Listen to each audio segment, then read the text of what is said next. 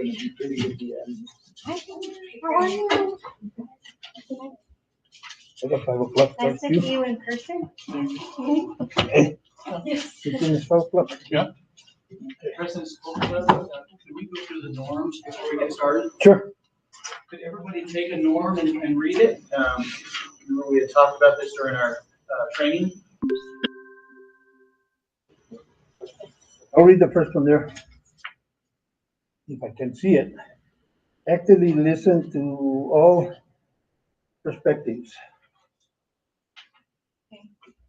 Well, go ahead. Close the loop. Respond to concerns and questions as a unified board.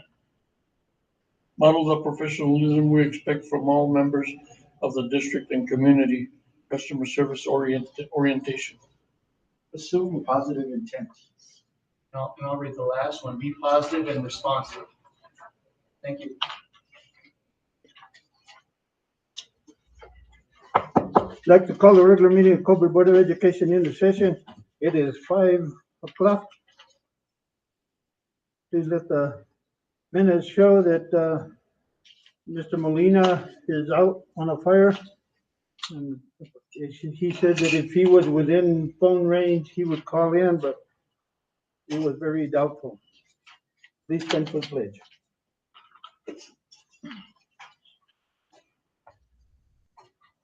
I pledge allegiance to the flag of the United States of America and to the republic for which it stands, one nation, under God, indivisible, with liberty and justice for all. I salute the flag of the state of New Mexico, the symbol of perfect friendship among the United Cultures.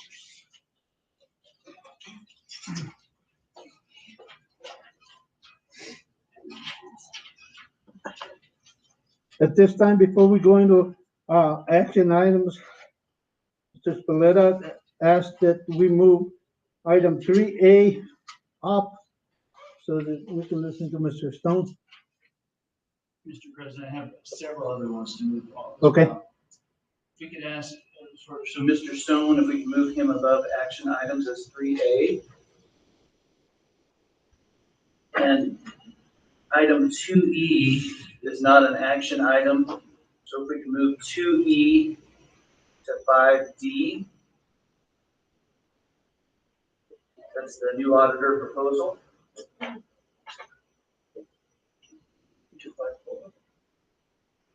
5D.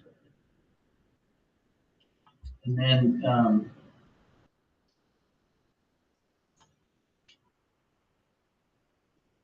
the board retreat, board self-evaluation, if we could move that after number 9, after the executive session. That's 3B to after 9. And then we have 2 ladies here for public input, the second public input. They're at 7A. Sherry Liebhart and Gloria Go. Could we move them up higher on the agenda?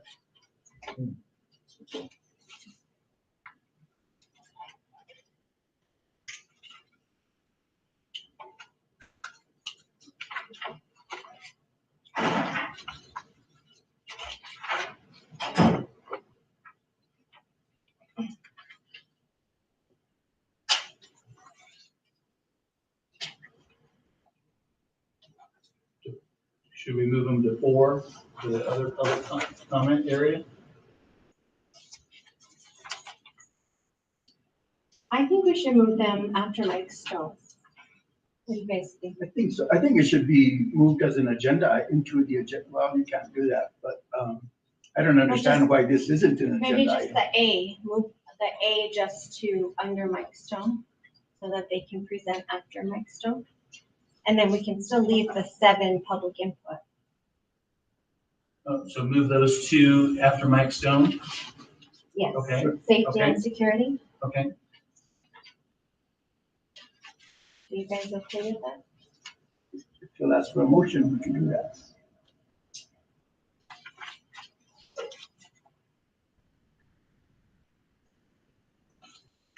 I recommend that we make those for changes to the agenda items.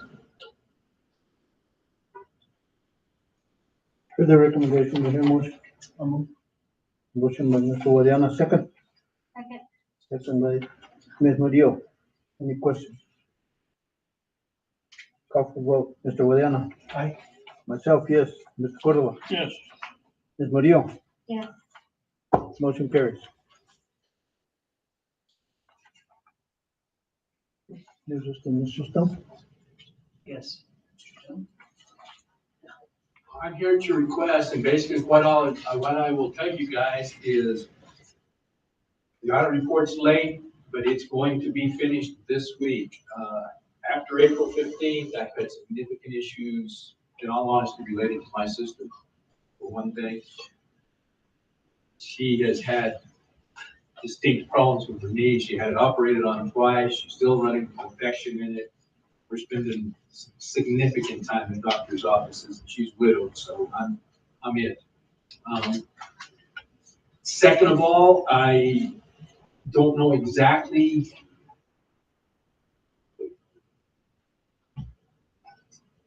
the process is this.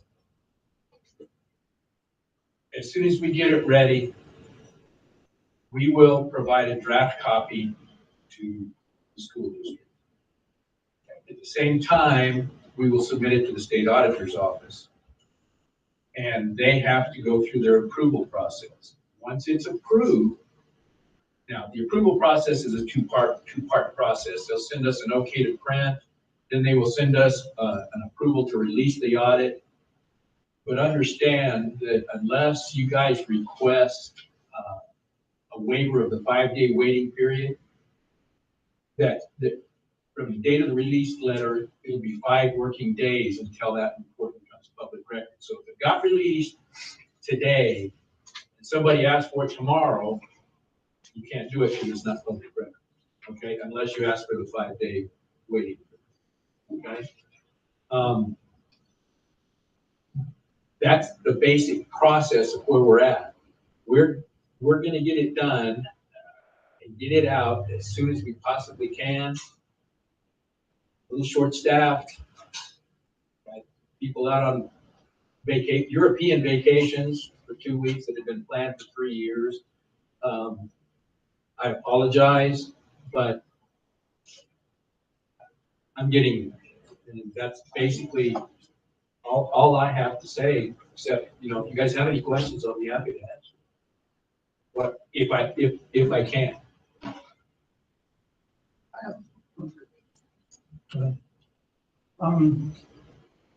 I appreciate the delicate manner in which you presented the circumstances.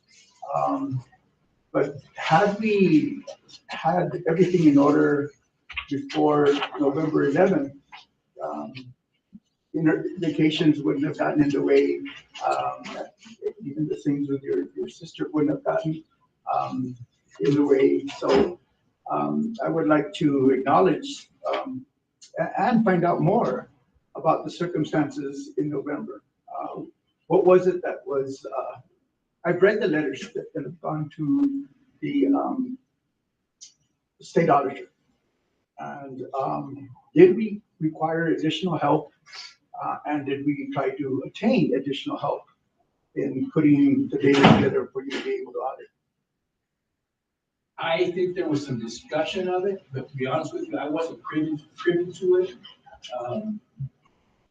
When we got to the point where we were, as an auditor, I had 2 choices. Either we could have issued the report with a disclaimer of opinion saying we didn't know if the financials were right or wrong, or in the alternative, we could not meet the deadline and try to get the issues resolved. And the district, at my recommendation, said they wanted to get the issues resolved. The main reason for that is if you get a disclaimer of opinion, it can have a significant effect on your bond rating. Okay, and so it's much more important that you get, in my opinion, you'd rather have a late audit report that's got an opinion on it than a timely report that's got a disclaimer. Because that's a stigma that attaches, and if you guys, we've throughout the period that I worked for the district, we've gone through several bond issues. And that could have a significant effect on your bond rating and therefore the interest rate that you have to pay. And currently, the way things are going, interest rates are going to go higher. That's what they're going to do. And so, just by the nature of the beast with inflation. So that was a decision that was made. There was some significant investment of time and effort by staff to get it completed, shall we say? Or I'm between a rock and a hard place here on what I can say and can't say with the state auditor's rule. This is what it amounts to. So basically, you're trying to say to get it to the state of being presentable so that there would be an opinion. That's correct. And if it had gone forward at that point, the disclaimer would have been put in, and that would have serious consequences to it. I think it could have serious consequences in future bond issues, to be honest with you. Okay. I have a follow-up question. So the disclaimer of opinions, those are given by the state auditor. So they're given by me and approved by the state auditor. Okay, so it's better to be late than get a disclaimer of opinion. In your opinion. In my opinion, yes. Okay, so, but, Cobre is on the at-risk, list with the state auditors for our reports. It looks like we're the only school district. What effect does that have on going out for bonds? None? Yeah, they automatically, if your audit report's not in by the deadline, you're automatically listed on the at-risk category. They have various reasons for putting people on the at-risk category, but as soon as the report's delivered, you'll bounce right back off. Okay, so you're not really, it might have an effect if you were trying to float a bond issue right now, but it has no effect in the later period. You'll bounce right back off. Oh, and I have another question. So this is all new to me. I'm a new board member. I've had people mention to me a forensic audit. Can you explain what a forensic audit is and when would you need that or when would you recommend that taking place? A forensic audit is normally looking at one specific area, okay? And they're saying, okay, we're looking at accounts receivable, whatever. And you will hire somebody to do that specifically and give you a report on that, as opposed to what we do, which under our contract is just a general audit where we're expressing an opinion on the financial statements. Now, we do a significant amount of testing related to that so that we can express an opinion on the financial statements, but we're not doing a forensic audit, which would be more in line like if you watch TV and you see the forensic files where they are looking at a dead body and they're looking at specific stuff. But normally that forensic audit would only be done if there were unanswered questions or something like that. It would be very specific to either an account or a policy or something like that. So if we've had like repeat findings for 3 years in a row in a certain area, like cash balances, or I don't know the correct terminology, so forgive me. Could a forensic audit be done for that finding that has been year after year? You could do one, but I'm not sure it would be a good expenditure of money because it's already been pointed out in prior years that the district has struggled with cash balances. So, and that's been done in a regular audit environment. A forensic audit would only either confirm or deny what your regular audit found. It wouldn't give you any more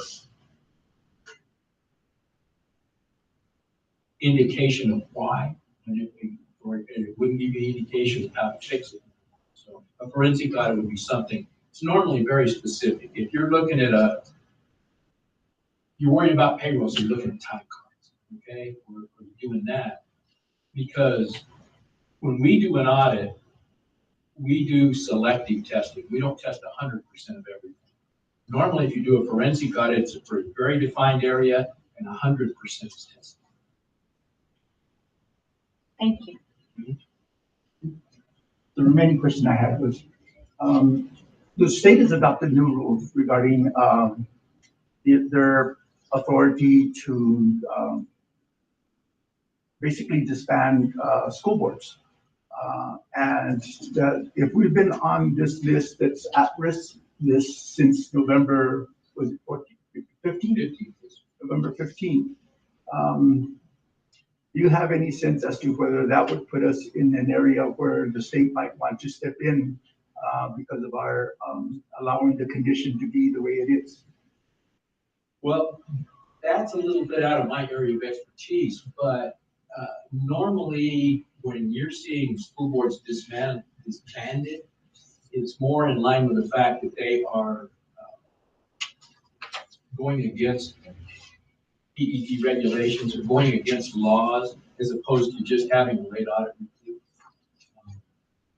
You know, the ones that I have seen have been disbanded is because they have refused to enforce policies that the public education department wants and has ordered them to do.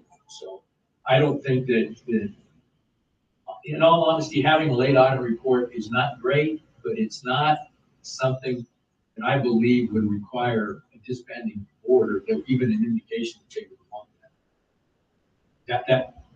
That's my best guess. Thank you. Any other question? Any other comments? Mr. Stone? So you guys know where I'm at. Thank you. Thank you. Thank Thank you, you. Mr. Secretary. Thank you, Mr. Stone.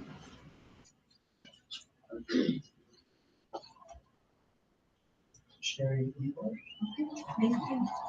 Do I stand in a certain place? you sit where you stand. Okay. I have, packets. I asked my son to staple them and he's not really used to collated. So only two of you get stapled packets. I apologize. I get one. And,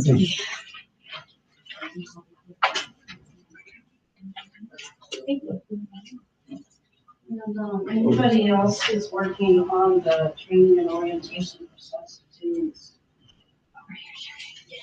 If you want. Yeah.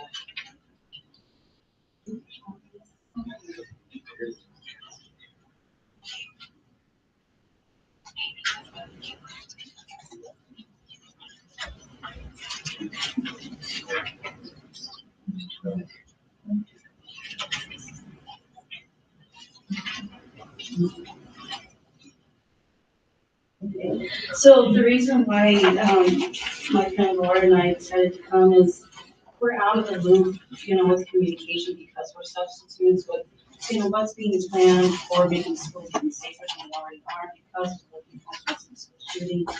I know because I worked in all the schools, except from high school, that several of the elementary schools have a lobby you cannot get past. And that is so reassuring for those of us who work there. I'm sure not just the substitutes, but teachers as well. And, but not all the schools have the fully locked-in lobby. And so we want to know, because we're not going to find out until the new school year starts, what are the plans? Because I know all of you are talking about this. If any of you can share so we know before the new school year starts, what's being planned to make the school even safer. Ready for principals? Anybody share anything? Would you guys like me to speak on it? So we haven't had a chance to meet, as you know, I just started about a week and a half ago. So we'll be meeting with our safety committee for the district and then building administrators as well. And Sherry, I can tell you that we have had discussions about doing a substitute orientation, or we can include the principal, because as you said, safety protocols are a little bit different at each campus, and so that way the principals could review with the subs. I know we haven't had one in a while, but we are, looking at doing that. We do have, a couple of, one training for sure coming up. October, I can't remember. Anyway, it's in the fall, and we were looking at including substitutes to be a part of that training. Thank you. Thank you so much. Is there going to be, that segues right into my next item that we wanted to bring up about training and orientation. Is there going to be other things besides safety, like classroom management and things that some of us, even though we've been doing it for a while, that still help us and definitely help the new ones? So we did have a training this year with K4 whose focus is on trauma-informed and social emotional practices, and they're giving us strategies and procedures and strategies and ideas for the classroom and how to deal with certain situations. Last year we did include our maintenance, we included our custodians, we included our cafeteria workers. So we do want to include our substitutes also in some of those trainings, because she does give some good, again, like I say, ideas and strategies on how to deal with different situations that happen in the classroom, and we are dealing with more and more of those as time has gone on, especially post-COVID. So yeah, the plan is to include you in that training. How are we going to be advised of these trainings? So let me, we do have something planned. Ms. Davis and I, we have 3 orientations for substitutes. In order for them to substitute this year, they have to go through one of the trainings, a 3-hour training. So there'll be classroom management, safety, and instruction in those trainings. So it'll be very thorough. And confidentiality, how to work with special ed students. Yes. So, This is the area that I worked with Las Cruces Public Schools for the last year with 950 substitutes. I did their weekly orientations. So we've already have this planned, and it just hasn't been sent out to everyone yet. In fact, she'll be talking about it tonight. Do you know when the communications go out, is it going to be through email or will it be call? Just so we know kind of where to be watching. We'll probably be posting it on our site and also through Facebook, but then also you guys receive that substitute if you're going to return. So we might include a letter in there too, so you can have those dates as well. So the principals always also have a checklist that they're going through it, and they're going to do an orientation at their school as well for substitutes. So you'll get 2 of them. I'm very grateful. I really wanted this my first year. I think a lot of us, the people who I have their phone numbers, I'll probably email to. They're going to be really happy. Very grateful for training and communication. The third thing I have on my presentation is about future building. I did email all the school principals just asking if they consider having a few keys on hand so that we're not sitting ducks because we don't have keys, obviously, as substitutes. Because I really feel like that. At this point, the Washington Post reported our country's had over 250 mass shootings this year alone. It's not just the schools. And I will tell you that my family went camping this weekend, and I witnessed one camper from a lower campground get super angry at a camper right next to us. And I got pretty afraid that he left after he got super angry, and I thought, is he going to get a gun and start shooting all of us? Because that's the reality in our country right now. It's not if we're going to be present when someone decides to start doing a mass shooting, it's when, because of the lack of laws. And I think a lot of us in our country right now are frightened for good reason. So, anyway, I really want to keep so that I can watch my students and myself in the classrooms all day long. So the principals also have that on their list. They have keys for substitutes, so you should have a key. You'll have to check that out with them, so they'll probably require you to sign it out. Absolutely. Yeah, and I imagine like the lanyard or something so that we don't forget it in our purses or something. Yeah. You might get your driver's license or something. I think Sherry, You won't go very far what without that. they're looking at more is you come to Snell to sub, you get a key when you check in, you turn the key in before you leave. You sub at Bayard, you get a key when you go to Bayard, you turn it in when you leave. That way, the same key can be used as other subs come, so it's not a permanent key, but it's a key for the building for the time that, Yeah, that's what I was thinking of. This is huge. I'm so happy. Just a last few, but do I have just a few more minutes? Sure. Okay, thank you. Interestingly, I called three different school districts, getting ready for my presentation here. One of them was about the Las Cruces schools, because I knew they had a substitute coordinator, and I found out you were the one who was doing that. I just want to ask those of you who are here, administrators, board, would you consider at some point in the future having a substitute coordinator for this district? Because when substitutes get the communications that they need for whatever it is and the trainings they need, it benefits everybody. It benefits all the students. The substitutes want to keep working, so hopefully there'll be lower attrition of them deciding not to substitute anymore. And, you know, it's gonna help the families, the teachers. I honestly wish that at some point there could be a listserv of all the substitutes in the district, so that when there's something that they all need, it just, you know, it goes, somebody puts it in and it goes to the substitute listserv, and you know, 5 seconds later, everybody's got it. So just some thoughts. And Can we stand up and say thank you? yes, thank you everybody who's been working so hard on getting the school safer and helping us feel like we want to stay in. So I love it. I know Gloria loves it. I love it very much, and I really thank all of you for being so great. And I just appreciate everything, and I really just pray everything goes well for us and for the children as well. Thank you to Mrs. Martinez and all of them as well. Thank you for being subs. Thank you, thank you. We really appreciate you. I'm next door, so you are too. Yeah. Okay. Now that moves us to item A and action items. Entertain a motion for approval of agenda item.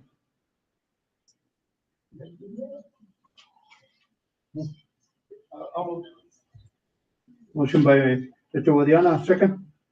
Second. Second by Ms. Murillo. Any other changes to the agenda? It's the second time. No, we Yeah, didn't. that's why I seconded it, so we'd be consistent. Yeah. Okay. Take a roll call vote. Mr. Guadiana. Aye. Myself, yes. Mr. Cordova. Yes. Ms. Murillo. Yes. We'll just do item B. Entertain a motion for approval of May 23rd board meeting minutes. I'll move. Motion by Mr. Guadiana, second. Second. Second by Mr. Cordova. Any corrections to the minutes? Mr. President, could I give signatures on that also? Yes. Call for the vote. Mr. Guadiana. Aye. Myself, yes. Mr. Cordova. Yes. Ms. Murillo. Yes. Motion carries. Item C. 22-23 calendar revision. Mr. President and board members, we've approved a calendar on May 23rd, and we left an additional professional development day for April 21st. So I'm asking that we remove that April 21st day from the calendar. Okay. You heard the recommendation. Do I hear a motion? Motion by Mr. Cordova, second. Second. Second by Mr. Guadiana. Any questions on? Call for the vote. Mr. Guadiana. Aye. Myself, yes. Mr. Cordova. Yes. Ms. Murillo. Yes. Motion carries. So April 22nd, then we'll show as a blank. 21st, April 21st, yes. we'll show as a blank. Yes. Yes. So can we get another one? Yes, we'll update it and send it out. Okay.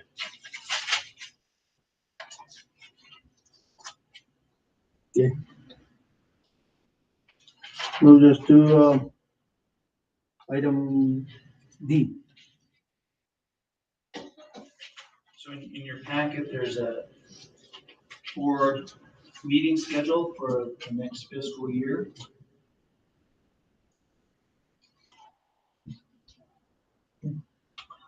You heard the recommendation. Do I hear a motion? Motion by Mr. Guadiana, second. Second. Second by Ms. Murillo. Any questions on it? Mr. President, I have a question. Yes.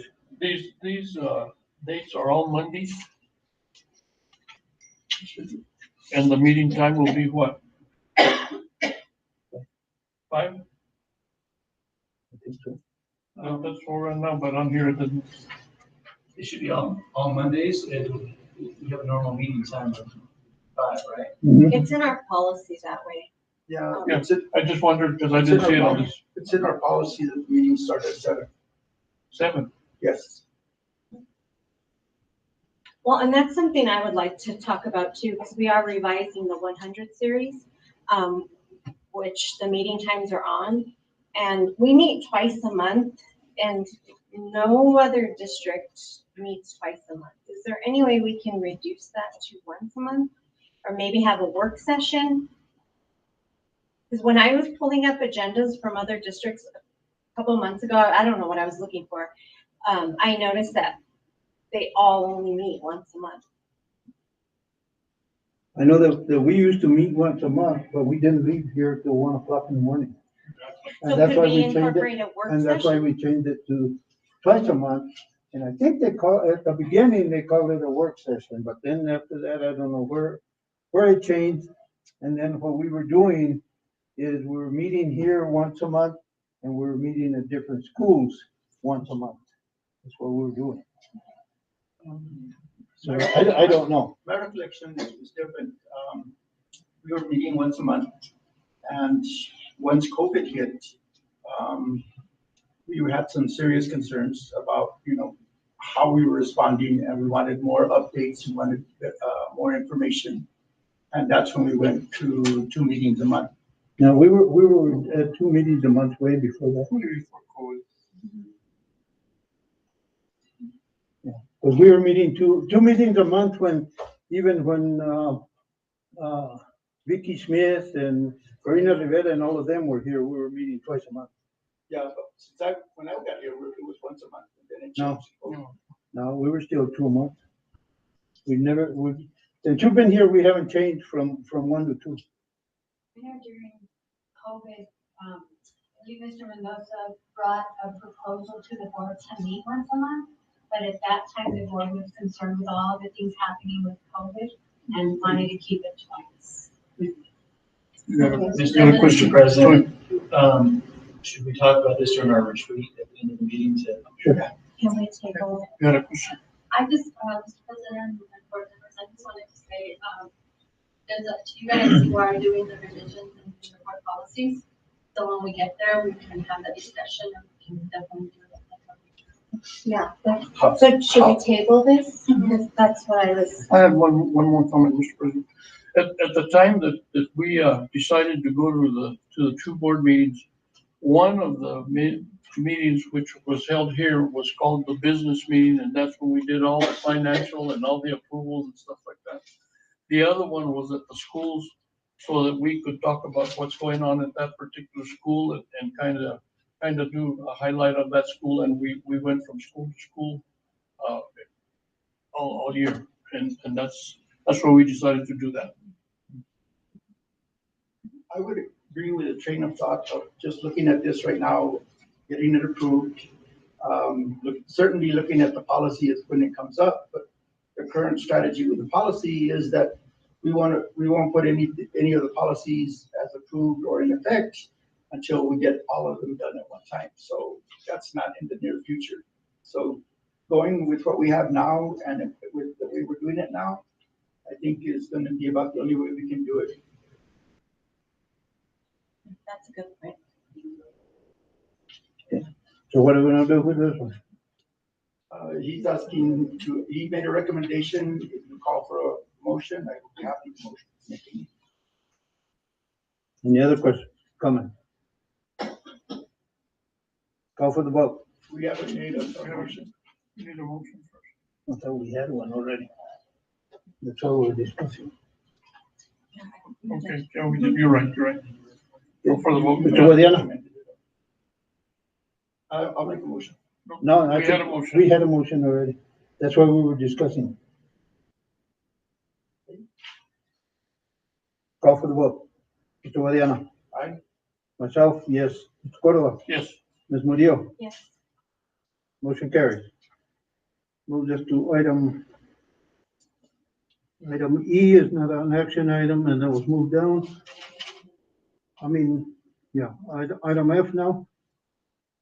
In your packet, you received certified and non-certified salary schedules that you requested.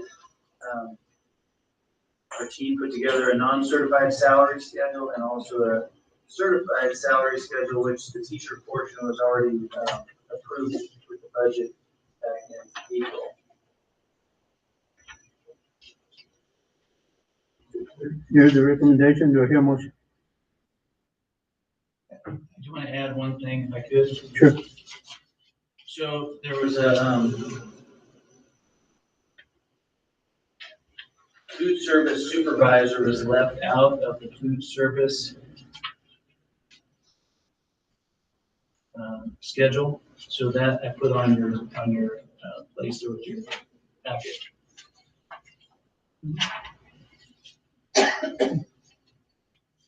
Any other comments? I have a comment. How was this salary schedule determined? And I mean, the increments are extremely small. And has the union seen this, or has Alma seen this? So Alma has seen it. The union, Alma helped put this salary schedule together. Both union representatives saw it. This is based on the new minimum wage for the state as well. I saw it this morning. I have Silver City's salary schedule, and really like a dollar a year for experience is really not very encouraging. I don't know. The 21-22 salary schedule for Silver City for the very first year, $500. 1 year increment is about $500. Yep. And a dollar means that we would get about 4 cents per paycheck to splurge with our families. Yeah. It turns out to be a 0.3% or 1/3% increase. It will perpetuate the circumstances that we have now where people have been here for a long time. In 19 years, you will get $1 more a year added to your hourly rate. Right. And so anybody coming in with that time is getting essentially the same pay. I think this leaves us where we are with. That makes it really hard to do. Yeah, it makes it not something that would attract anybody. These are not good selling points, in my opinion, for recruitment. They also leave in place our lack of having such a salary schedule and our lack for even kind of to bring people in. So right now, if somebody comes in at 19 years, they'll be getting $1 more than somebody that just walks in the door. So that's problematic to me. That's real problematic. And in defense, there hasn't been time for the salary schedules to be discussed. I understand that because there's been a change in leadership. It's huge. This has not been approved by the union. This was just presented. This was just handed to us. And because it's out of our negotiating times, as the way Maggie explained it to me, it is outside of our negotiating time. But this was handed to me. If there's something that can be done to negotiate it, I don't know. From what you got this morning, Mr. Spillett. So the salary can't be negotiated until next school year. Next school year, we can't really negotiate it anyways. So And this did go to the finance committee, correct? I don't believe it did, no. Just the teacher on the budget, on the budget. But still, when we talk salaries and we're talking about budget, it impacts budget and that should go through the finance committee. And so at this point, I don't know if there's been enough of oversight or input to go forward. And I think we have I think you all have a finance meeting next week, the 21st, so one's coming up. You all chose to take over. Right, and I also have silver salary schedules, and for secretaries, we have them going up 5 cents a year. They have them going up $100 a year. And so, yeah, when you're trying to retain employees, I mean, I feel we should table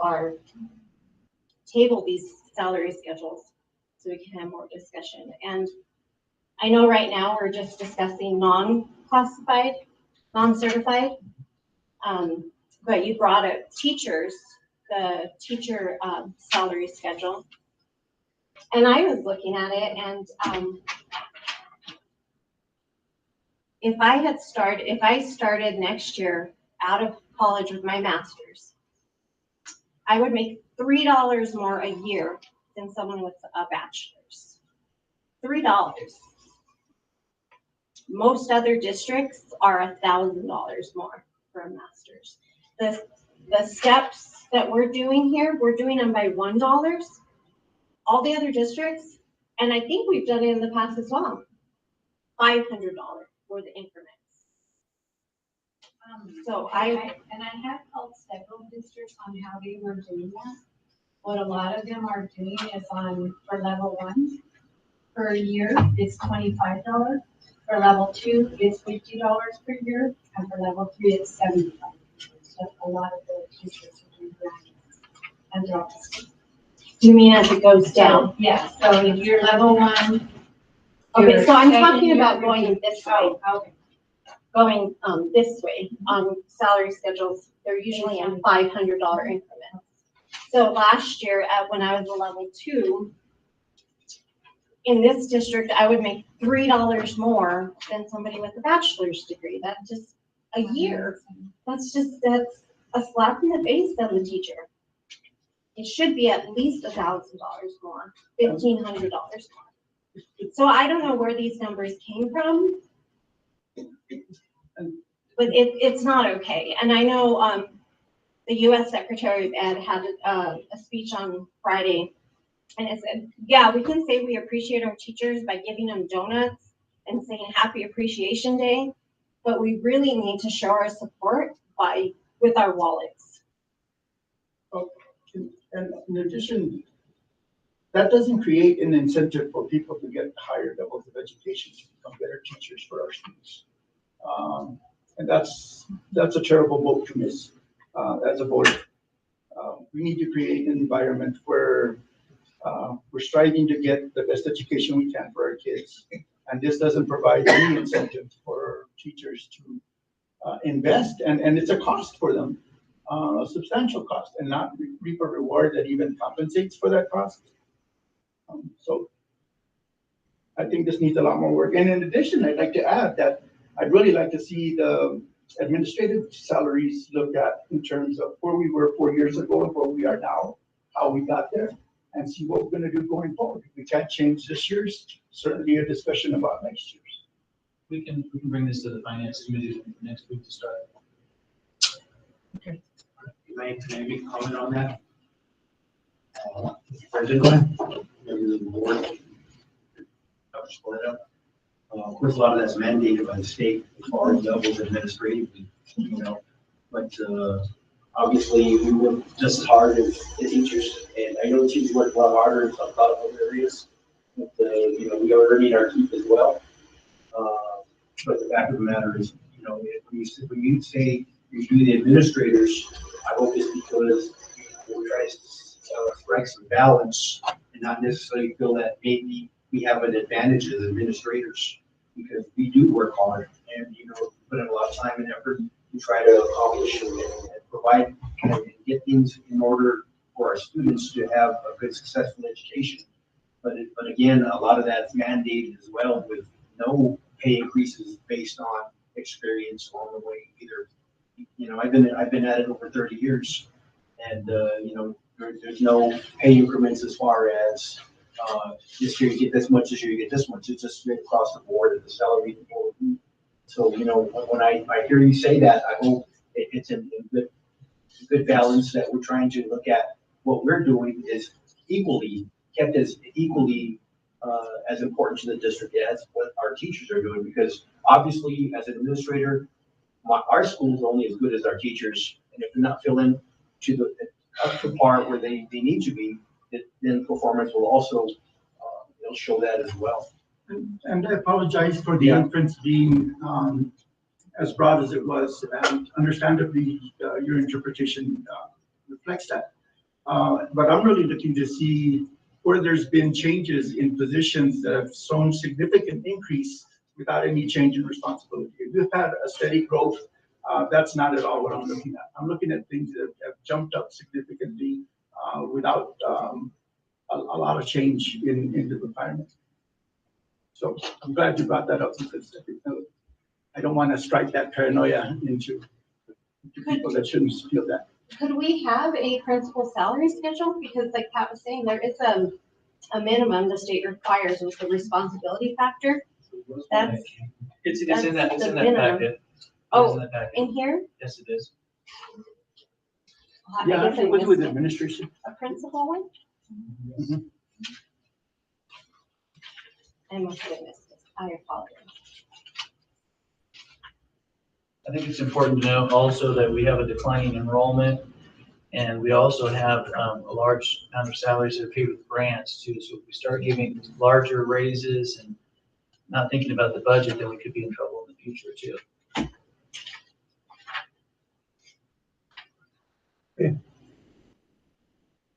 So with the item EF, Move to table it. entertain a motion. I'll move to table discussion on salary schedules. Second, Second. motion by Mr. Guadiana to table item F. Second by Ms. Murillo. Any other comments? Call for the vote. Mr. Guadiana. Aye. Myself, yes. Mr. Cordova. Yes. Ms. Murillo. Yes. It's tabled.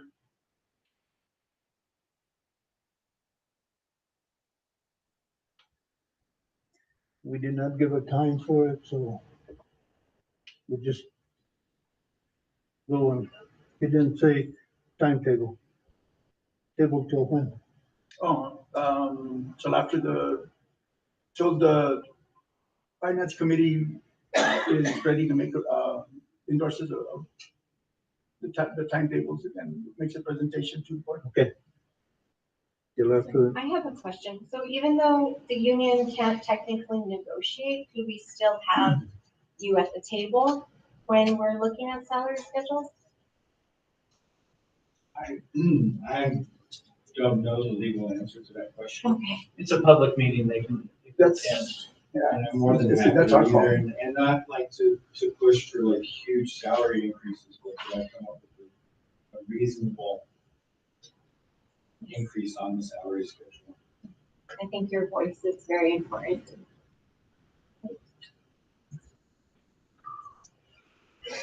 yeah, there's a question from the audience. Just a quick question, as a member of the finance committee, is it possible to receive this information in advance of the meetings to allow sufficient time to review it and comment? We posted our packet online as of this meeting, and so we can make that meeting agenda and packet online too. So in order, we just go to the cobreschools.org and we'll be able to download. It's the same spot as the agendas, I believe. It has the whole packet. So You every, can't go to the year. You don't go to 21, 22. You just go to board agenda. yeah, we're working on the website, but it is a little bit tricky to find. Sorry about that. Moves us to item G.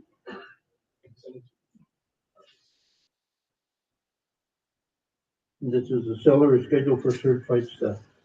We just did that. We did the last nonsense. Oh, okay, I'm sorry, for certified staff. I recommend that we table that for the finance committee to look at first as well. You heard the recommendation, do I hear a motion? So Motion by Ms. Murillo, second. Second by Mr. Guadiana. Any other questions, comments?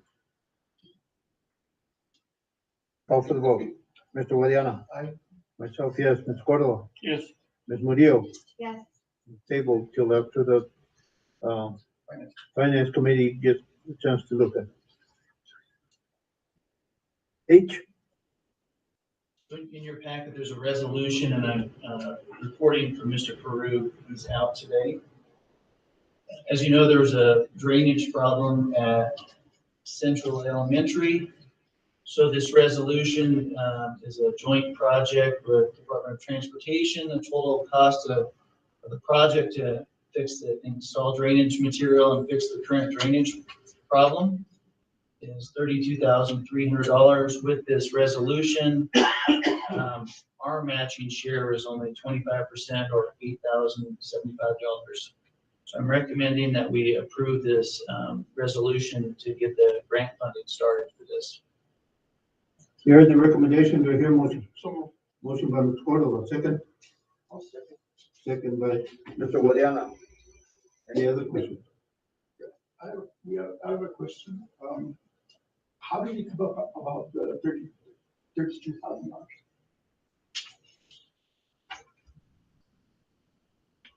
Was that a contractor? Was that an architect? Was it- That I don't know, I'm sorry.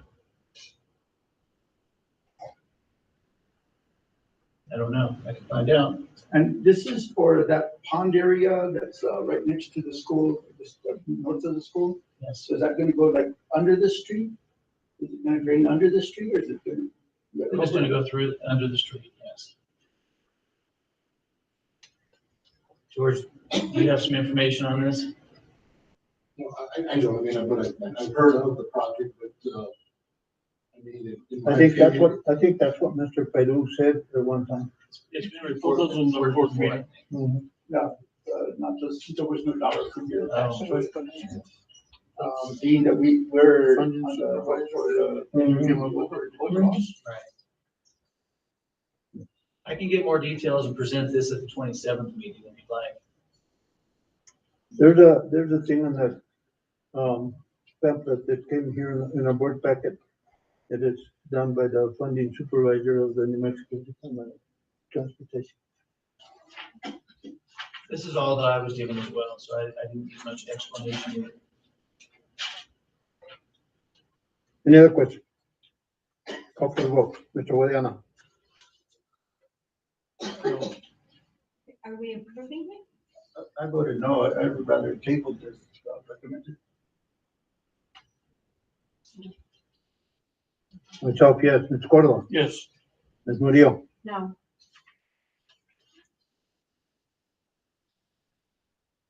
That was a 2-2 vote on that.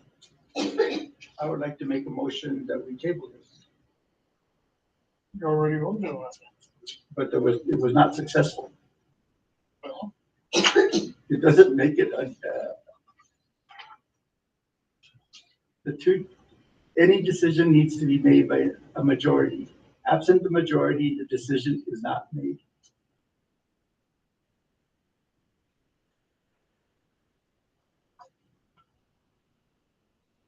So again. Did you make a motion? Yes, I did. To what? The motion to table this until Dr. Spaletta can come back with more information about the figures, just where they came from. Okay, you heard the motion. Do I hear a second? Motion by Mr. Guadiana, second by Ms. Murillo, to table until we get more information on this. Call for the vote. Mr. Guadiana. Aye. Myself, yes. Ms. Cordova. no, Ms. Murillo. Yes. everyone. We'll just do unfinished business. Item C. So on the board policy, I'll give you an update on the board policy. There's probably 2 work days left to work on the hundreds. So I'm gonna send around a sign-up sheet for 2 more work sessions, and then on the 27th, hopefully we can do a second reading of the hundreds and a first reading of the 200s. We need to do a first reading of the one. Have we not done that already? We can do that after we finish it. Oh, I thought that we did that prior to doing that. So I was told that, No, No, we need to do the first reading on the 100. so that would be on the 27th then. If we can get these 2 work sessions, so I'll send the sign-up sheet around. And, can I make a suggestion that we post this on the website? Because these change often, as we've seen, that, if we have a posting on the website, we can kind of, I can wonder if I missed a change or anything, and we can be pretty sure if it's on the website. We can post it on the website. What do we sign this?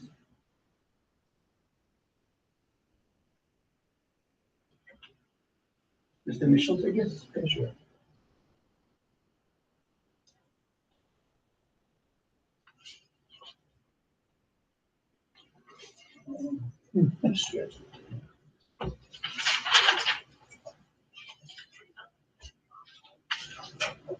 Put your initials up here if you're available to attend at these meetings.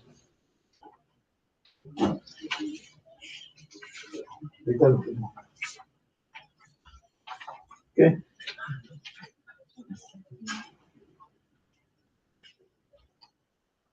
That takes care of C. Pardon me? Does that take care of C, item C? Yes, sir. We'll just do public input. This time we'll entertain anything from the public in reference to our agenda. Anybody else over there? No, sir.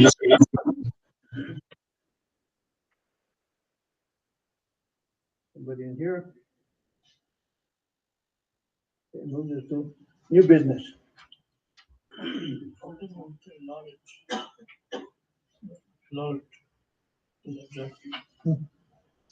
You moved it somewhere, you know? And then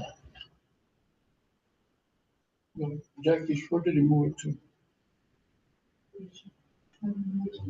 The new auditor proposal.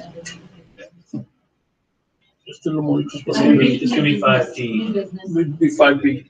Okay. 5D. yeah, okay. He looked at it, no longer. Yeah, 5B. New business, the law conference reports. Mr. President and board members, so on the 2nd through the 4th of July, several of you and some of our administrators attended the law conference in Albuquerque. We'd like to give some brief reports from the law conference. I think it was some great information for all of us. So, Mr. Avalos, would you like to start first? Sure would. Thank you. President, members of the board, Dr. Spoleta, of course, obviously, in attendance, of course, before the law, and Mr. Bayard joined us day 2. But the law conference, from the principal's perspective, it's a very good conference for us to attend. First of all, this is the first conference I've attended in 2 years, so due to the COVID blackout period. But this conference usually is a very good conference because it gives us information on issues that are happening out in the country, in the state of New Mexico, that are bringing legal ramifications to the school districts. And as principals, we always got to be ahead of the game as far as what are the trends that are coming into our state, into our schools. So I have always felt that this is a very, very positive conference for us to attend, just to pick up that much needed information, provide some resources for whatever the issue may be, give us some insight, opportunities to ask questions of the legal teams that are up there, and just kind of stay ahead of the game, especially when we're building our could be even our school handbooks. We're talking about board policies, 100s right now.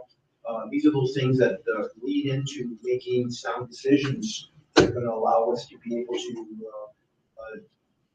make sure that we're doing the right thing for our schools.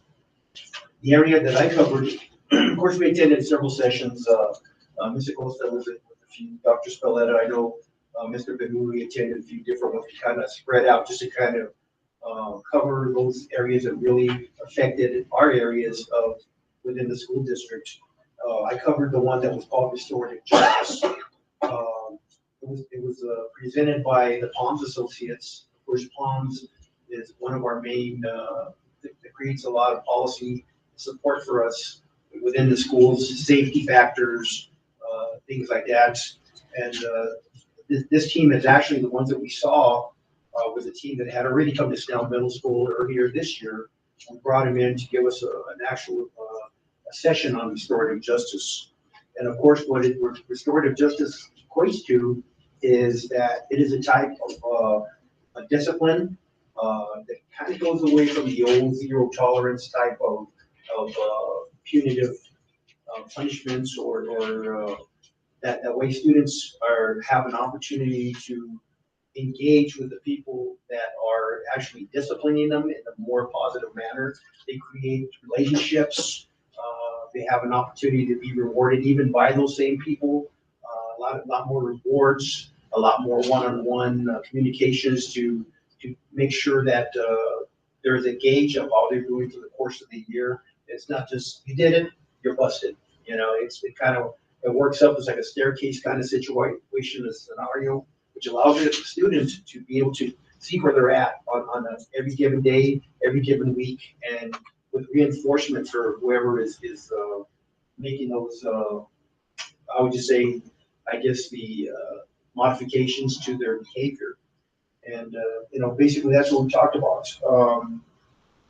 It's a restorative practice, which means that you're going to be dealing with it more on a case-by-case basis, not necessarily because it says that this is what goes on in the handbook, that you're going to be able to look at each case on an individual basis and make those determinations based on what kind of relationship you may have with that student, what has been put in place before, and then you continue to make those corrections as the student continues to either improve or decrease in behavior. It was a good system.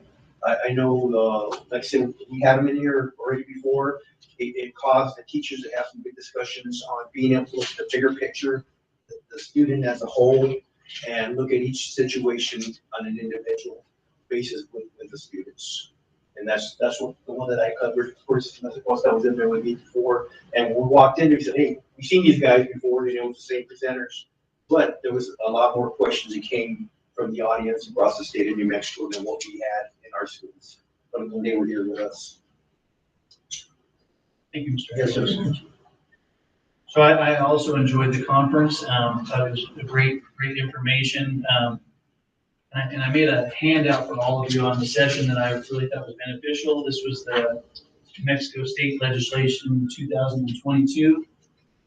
There's a lot of new legislation, and some of the main goals were this year for legislation and education were to attract and retain educators, addressing unfinished learning from COVID, from the pandemic, and addressing the Martinez and Yazzie lawsuits.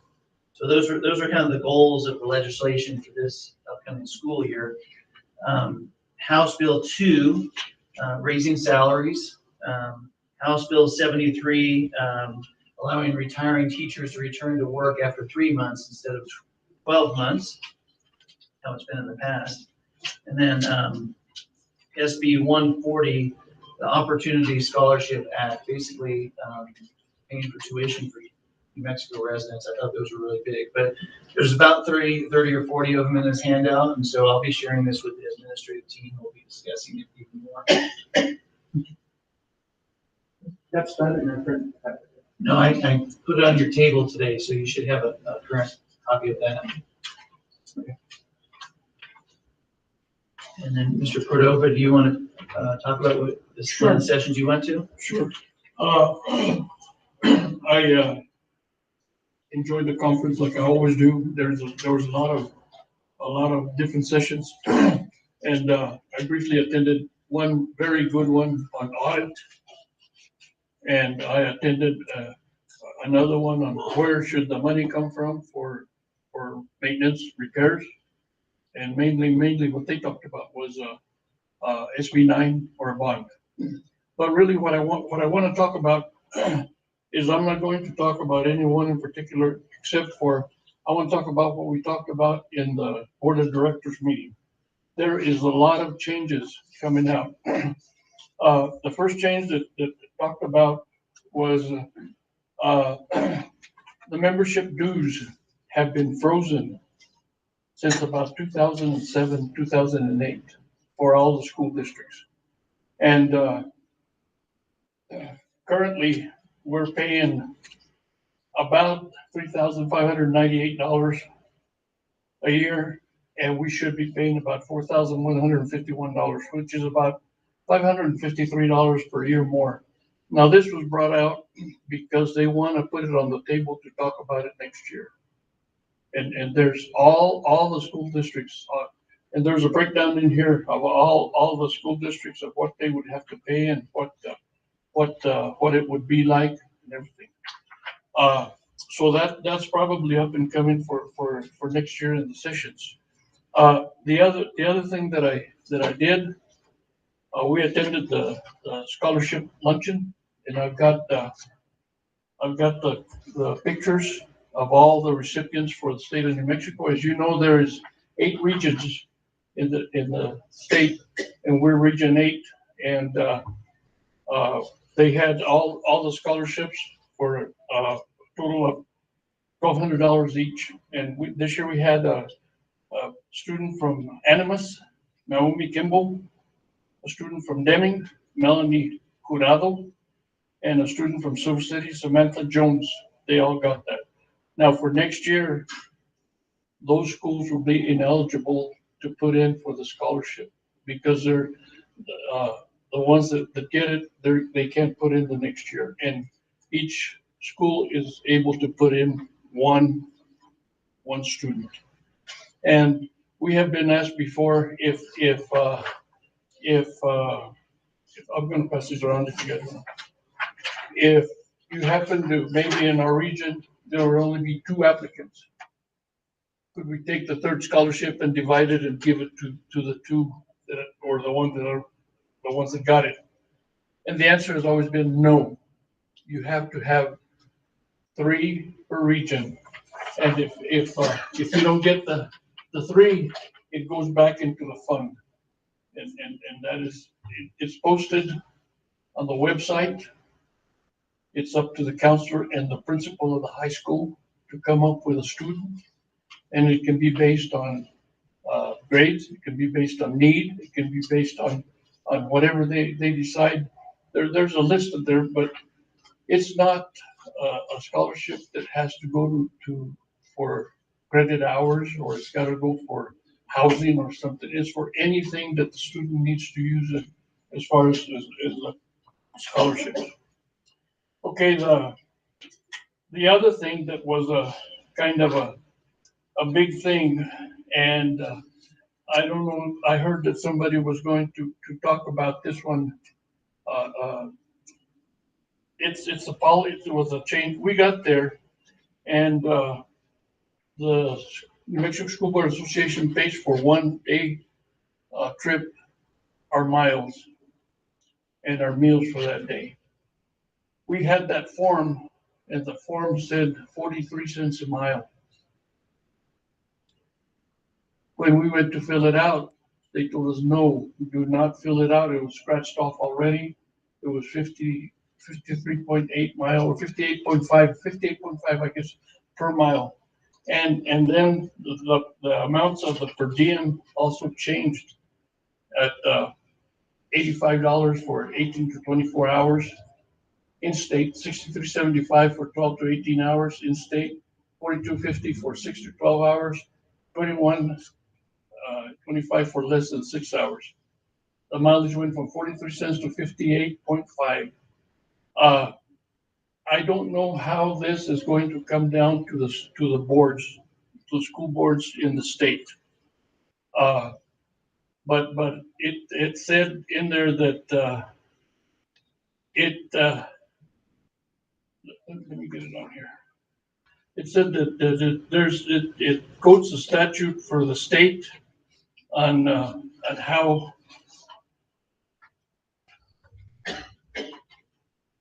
they're doing.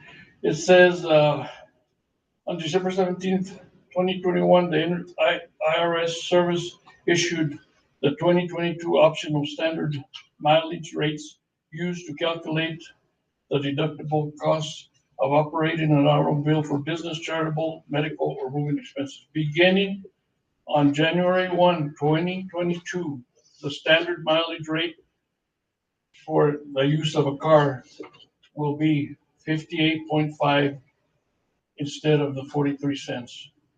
And like I said, I don't know how this is going to affect, it's Internal Revenue Service Notice IR 2021-251, and it's mileage per diem Act, New Mexico, NMSA 10-4-8.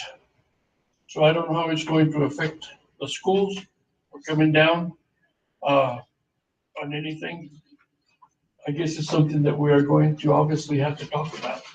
The other thing that I wanted to cover was the upcoming meetings for the state. The leadership retreat is July the 14th to the 16th in Taos. The annual convention again will be December the 1st to the 3rd at Albuquerque. And our Region 8 meeting is Tuesday, September the 27th at Lordsburg. And hopefully it can be in person this year. And all the stuff that I talked about, I have it in here in this packet. If somebody wants to see it, we can share it. And the other thing that I was going to say, there was a lot of changes, and I hope that it is downloaded. You already downloaded some of it, but there was a lot of changes like Title IX. That's a big change in that one. And they talked about it. It's kind of scary, and a lot of it. So I enjoyed it. Thank you. Thank you. Mr. Galeano, do you want to present on one of your sessions? Yes, I attended two sessions. One of them was for special ed, and the other one was for the Inspection of Public Records Act. And that's the one I'll make the presentation on. I've used that the request for the Inspection of Public Records Act several times, and I found that to be a very challenging encounter here in COVID, and I think there are plenty of opportunities for improvement. One particular is a direct answer of we don't have that, as opposed to a plethora of a stack of items that do not respond. For instance, when there's a request for agendas reflecting certain activities, you get the agendas for the year or two instead of that. And knowing as a board member, I know the actions that I requested never came to the board. And so the straightforward answer is really what's required. It's not a matter of sending a bunch of paperwork to make it confusing or difficult to prove. But the interesting thing, and as a personal observation, the dynamic that was presented by the attorneys, which was Cuddy and Cuddy and McCarthy, yeah. They were very much for the minimum requirement that you need to do. It wasn't with any kind of customer service aspect to it. It was like, stick to the law, and this is the way, and that's the way it was put together. I think as a board, we should look at, do we need to be as engaged with attorneys reviewing our requests for IPRA requests to the degree that it's confrontational. I think having a new superintendent that is now going to be responsible for that, I hope moves more in the direction of we're going to do it independently, as the job requirement requires that skill set for a superintendent to have, to be completely and beholden to counsel on every single aspect that comes forward is costly. I think we've seen our costs go up from $20,000 a year to over $100,000 a year for legal costs. A lot of it goes to these kind of things. I don't think it's money well spent. All it does is drag things on. And even in the cases where,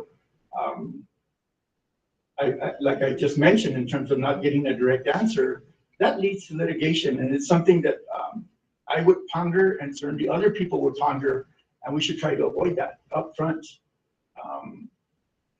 A simple, straightforward answer is certainly the best solution than giving misleading information or excess of information that's not relevant. So I'm hoping that we can look at our process for IFRS. We can be a little bit more expeditious if we're not having to wait for counsel all the time. And the products that I've been getting from review of counsel are inconsistent. There'll be a sheet of paper that I get that is related to an interview, and the person's name is on there and everything else is blacked out. The very same sheet of paper I got from a different request, the exact same sheet of paper, was the name was blacked out and all the content was left correct. I mean, untouched.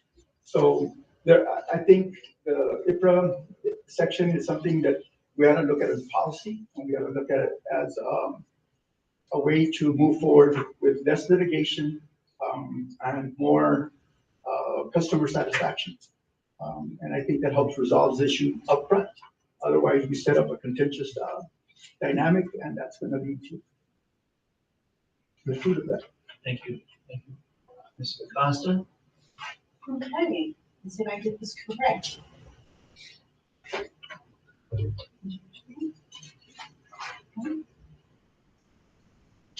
it up there?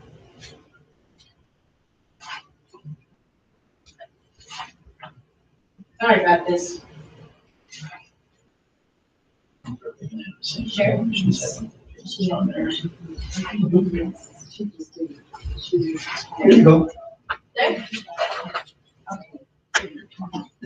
How do I make it? I think Victor has to make it. Yeah.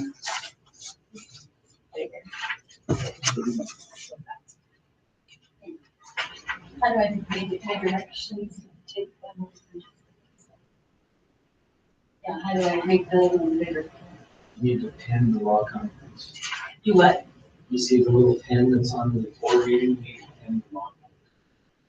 Oh, the pen on board meeting? Yeah, but there should be a pin on the meeting. What if you hover over the video? Thank you, Victor or Daniel.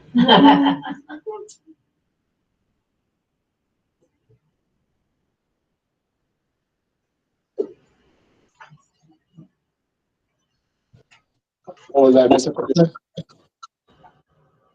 I'm sorry? What was that? Thank you. I'd like to make it bigger for the whole screen. That fits into my 4 minutes, doesn't it? Yeah. I got it going. Quick, Victor, quick. There you go. I'm on 3 minutes. Okay, thank you, Victor. I did a little miniature,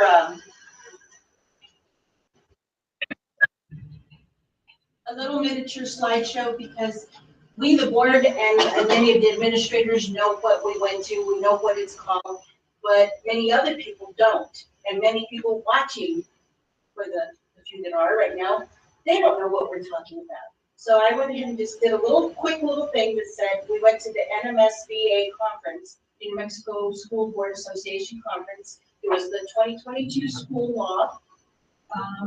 It was put on by the Board Association and Cuddy and McCarthy Law Firm. It was their 42nd annual school law conference. The conference featured presentations on the latest legal issues facing public education and includes numerous breakout sessions to assist new and veteran school board members, administrators, and educators. So much like what many of have already presented, it really was that. How do I go to the next one then? Oh, okay, learning. I personally went to reasonable suspicion, employee and student searches, and drug testing. This one particularly was presented by Cuddy and McCarthy. It was two attorneys, John Kennedy and Joseph Stevens, and I might add that they did send me their presentation and give me verbal permission to use some of this information for tonight. In my session, it discussed when, where, and in what manner student and employee searches can be performed and what qualifies as a reasonable suspicion under the law. The session highlighted the duties of administrators in regard to reasonable suspicion searches in light of federal and state law, as well as cautionary tales of searches that violated the law. For tonight's purposes, we won't be going into those cautionary tales. A disclaimer for the Cuddy and McCarthy is that their presentation intended to provide a broad overview of general information about the topics covered, not legal advice applicable to any particular case. So PED regulations under search and seizure through the New Mexico Administrative Code says that search and seizure for schools is that school property assigned to a student and a student's person or property while subject to the authority of the public schools are subject to search, and items found are subject to seizure.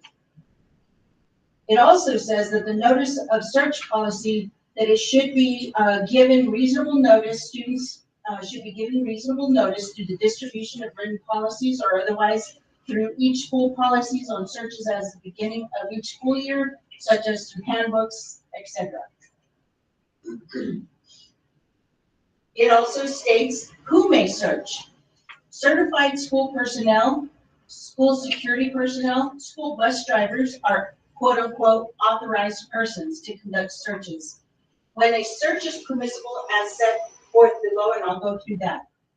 An authorized person who is conducting a search may request the assistance of other persons who, upon the consent, becomes an authorized person for the purposes of that search only. I might add that our district, as far as the searches that I've been involved in, which have been many, there are always two people involved. Our policy calls for that. It calls for somebody being of the same sex as the individual student. And one person scribes and observes as witness, and the other person conducts the search. When the search is permissible, an authorized person may conduct a search when he or she has a reasonable suspicion that a crime or other breach of disciplinary rules is occurring or has occurred. An administrative authority may direct or conduct a search under the same conditions, and also when he or she has reasonable cause to believe that a search is necessary to maintain school policy. So no, just because we think you have a mustard pack and you're going to go and splatter it on the wall, no, we can't just say, look, we're going to search you for that. Now that it's going to disrupt the daily function of the school, depends, but again, we'll go further. Under the same regulation, the search of items, illegal items, legal items, let me rephrase that, legal items as well, which threaten the safety or security of others, and items which are used to disrupt or interfere with the educational process may be seized. So as a poor example, but if that mustard packet tends to disrupt or interfere with the educational process, then yes, we may seize things and start looking for more mustard packs. Seized items shall be released to the appropriate authorities or students' parents, or returned to the student when and if the administrative authority deems appropriate. Notification of law enforcement authorities. The administrative authority shall have discretion to notify the local district court attorney children's court attorney, district attorney, or other law enforcement officers when a search discloses illegally possessed contraband, material, or evidence of some other crime or delinquent act, which has been customary within the searches that have happened. So the question came up in this session is, what is reasonable suspicion? So they quoted this New Jersey versus TLO. United States Supreme Court had adopted what reasonable suspicion, the standard is for under that case that had transpired. Search must be justified at its inception, not excessively intrusive, and a mere hunch is not a proper basis for the search. Justified at its inception, meaning there must be reasonable grounds that a search will reveal evidence of a violation of law or school rules before the search. So we smell weed, and it smells like a skunk, and the kids' eyes are all glossed over and their behavior changed. That starts to give us a justified, reasonable suspicion at the inception. Not excessively intrusive in light of the age, sex of the student, and nature of the infraction. If it's a weapon on campus that's suspected, if we feel it's an imminent risk, we're calling 911, but we are patting down. But we're not doing that for a vape pen or mustard packets. So it's not excessively intrusive, and it's in light of the age and the nature of the infraction.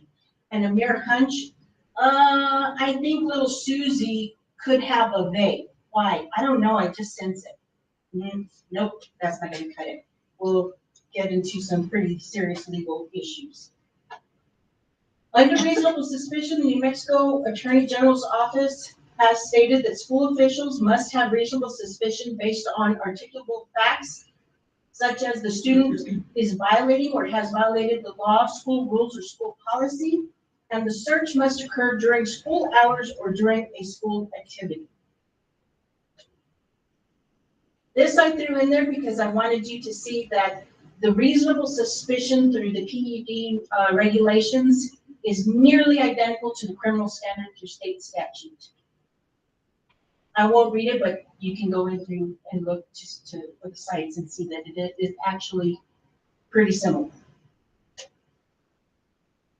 Reasonable individualized suspicion may be something new for some people within the district, and this case in State versus Gage R, the New Mexico Court of Appeals clearly said that not only is there reasonable suspicion that's necessary, but even more specific is that a school would need an individualized suspicion that a particular rule has been violated or that the search will produce evidence of a violation. So what does that mean? Individualized suspicion. They determined that a search of a group of students gathering at the smoker's corner without reason to suspect that any particular student is in possession of contraband is not constitutionally sound of the Fourth Amendment. We concede that in any sufficiently large group, there is a statistical probability that someone will have contraband in his or her possession. But does that give us reason to search? No. Just because they're hanging out or they're looking alike? No. The one kid? Yes.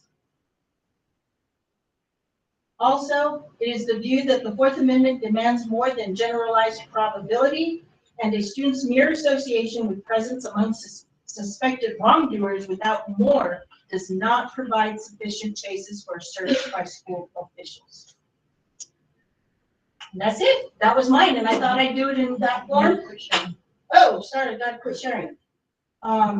So that our listeners can know, I don't know how to stop sharing it. Thank you, Mr. Costa, appreciate it. Thank you. Well done. They kicked me out? Okay, never mind. So, thank you guys. If you guys have questions, I can't answer them. Call Cuddy and McCarthy and they can further answer your questions. Mr. Board President, we're going to move to the next presentation. So we have another group of administrators and teachers that attended another conference, the convening conference, and so they're going to also provide brief reports. Ms. Varela, did you want to start first?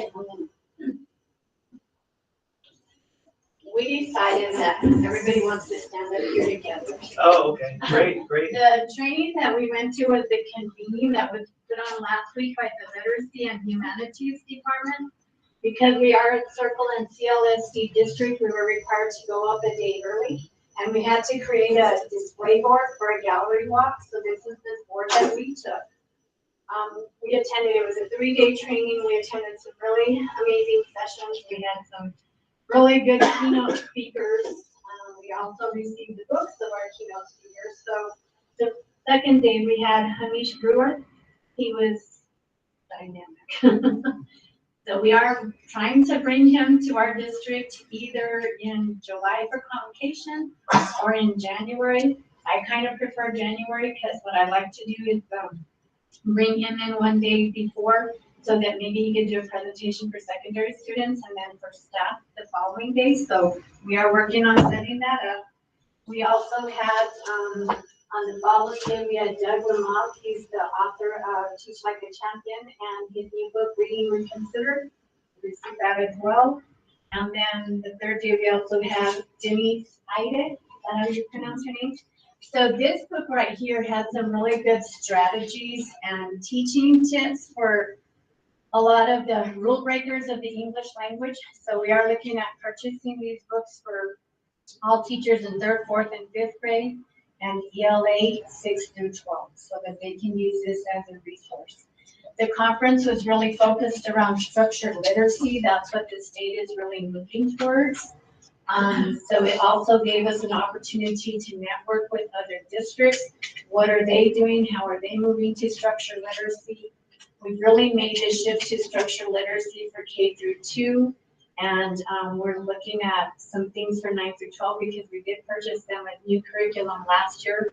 What we're really working to focus on for this year, that as we're making the shift this year into the following year, is we really need to focus on 3rd through 8. So those are the districts that we've been reaching out to, talk to at the conference, trying to get some ideas from them as to what they're doing to make that shift.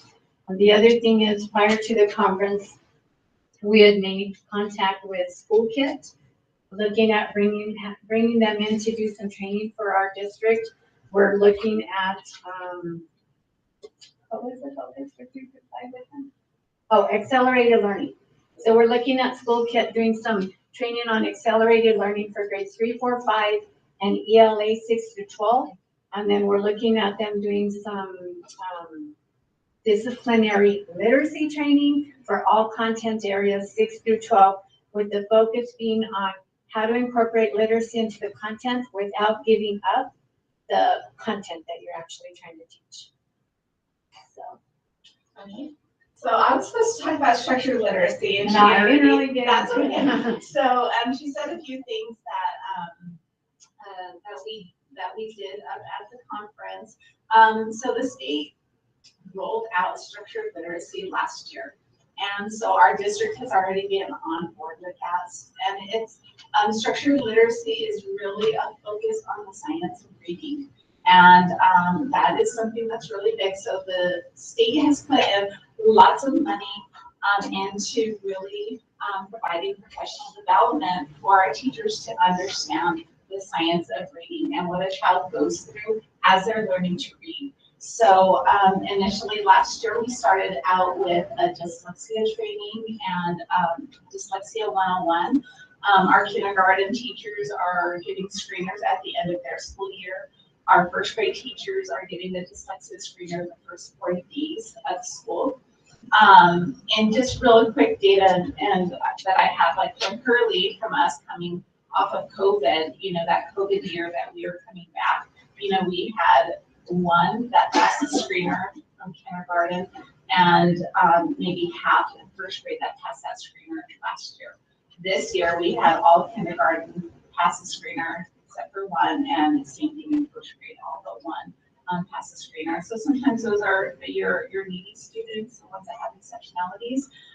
So the focus is that structured literacy is for everyone, and it ties in extremely well with the MLSS. That we have good tier 1 quality materials that we're utilizing to teach our students. And so we adopted a curriculum called Reading Horizons that is structured literacy based. All our teachers, K2, have been taking the letters training, and now we're opening up to 3rd, 4th, and because we're seeing that structured literacy needs to be moved on to the upper grade students as well. Some of them have a lot of gaps in their phonemic awareness, phonics, comprehension, everything. So what the structured literacy is doing is really giving our teachers a really good toolkit of strategies, resources. So a lot of our breakout sessions were about that, about high quality materials, best practices in the classroom. And like Ms. Varela said, we got to network with a lot of different schools on where they're at, if we're kind of in the same direction. Our data, I'm thinking, has been really good this year with our K1 and 2 classes. So we're super excited about this component of structured literacy and what the state is rolling out. It is a lot for our teachers and professional development, but I think all of our teachers feel like it is super beneficial and seeing results already. So I attended the conference for them, with them. I'm one of the lab teachers in Bayard, and so I work closely with the literacy team. And so I attended the conference, and I really got an opportunity to work with my literacy coach, which is Wendy Couch, not able to be here today. But during that session, we already had the format for structured literacy. So for us, it helped us already plan out the first quarter, even starting the second quarter, of what we're going to be doing in our PLCs. And since we can't get our hands on these books right away, what we're going to do is we're going to kind of present to the teachers a section of the phonics, awareness book here to the teachers. And what we're going to do is we're going to have like a modeling session. So I'll be able to model how to introduce some of these phonics concepts. Because as an upper grade teacher, I was like, how are we going to introduce it to our older kids? Because they think phonics is when you're little and you're learning.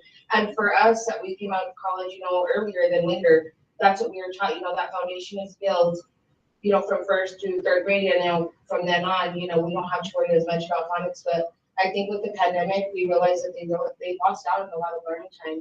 And even without the pandemic, there's still a lot of phonics skills that need to be covered at the upper grade. And as an upper grade teacher, I didn't have the information or like the direction. When they said we're switching to structured literacy, I kind of freaked out because I'm like, well, what do I do for my whole 90-minute literacy block, and how is it going to look, and how do I introduce these concepts? A big eye-opener for me was that we were taught incomplete phonics, and we were taught to teach incomplete phonics. And so this book kind of covers those things that were not covered before. So it's kind of like an up-to-date phonics curriculum for us. So we're going to do it, like she said, in a teacher-friendly way. And so since I'm a teacher, I'm helping structure how those PLCs are going to look, and so that us as teachers get more out of that time that we go in there. And so we're going to, do a model and then have them leave with, anchor charts to take back with them into the classrooms. So I'm pretty excited about that. Hi, so I work with early childhood in the district, also family engagement, and they did have components in those two areas. My main focus this time in going up was I really concentrated in attending all the early childhood training that I could, since I do a lot of my stuff is just working directly with the teachers and coaching them and mentoring and modeling lessons with them and working directly with them and providing quality instruction for the children. And so we were really fortunate that because of the CLSD grant that we as early childhood, we are incorporated into this literacy component in our district. And it was real great to see other early childhood counterparts going to this conference and having that time to network with them and having those conversations and what does that look like for us, for the little itty bitties. And so it was really nice to see that some of the strategies that they were teaching and that they were implementing are some of the strategies that we're already doing. But what was really great is they went just a little bit more in depth. And so I think the nice thing is that I'll be able to go back to the teachers, work with them so they can feel more able to really teach that component of structured literacy with the 4 and 3-year-olds. And it does look a little bit different because we know that at this age they do it all through play, but we can do this, we can teach it all through play. And it was really energizing just to see how we're going to just move that forward and just get them that even more ready to enter kindergarten.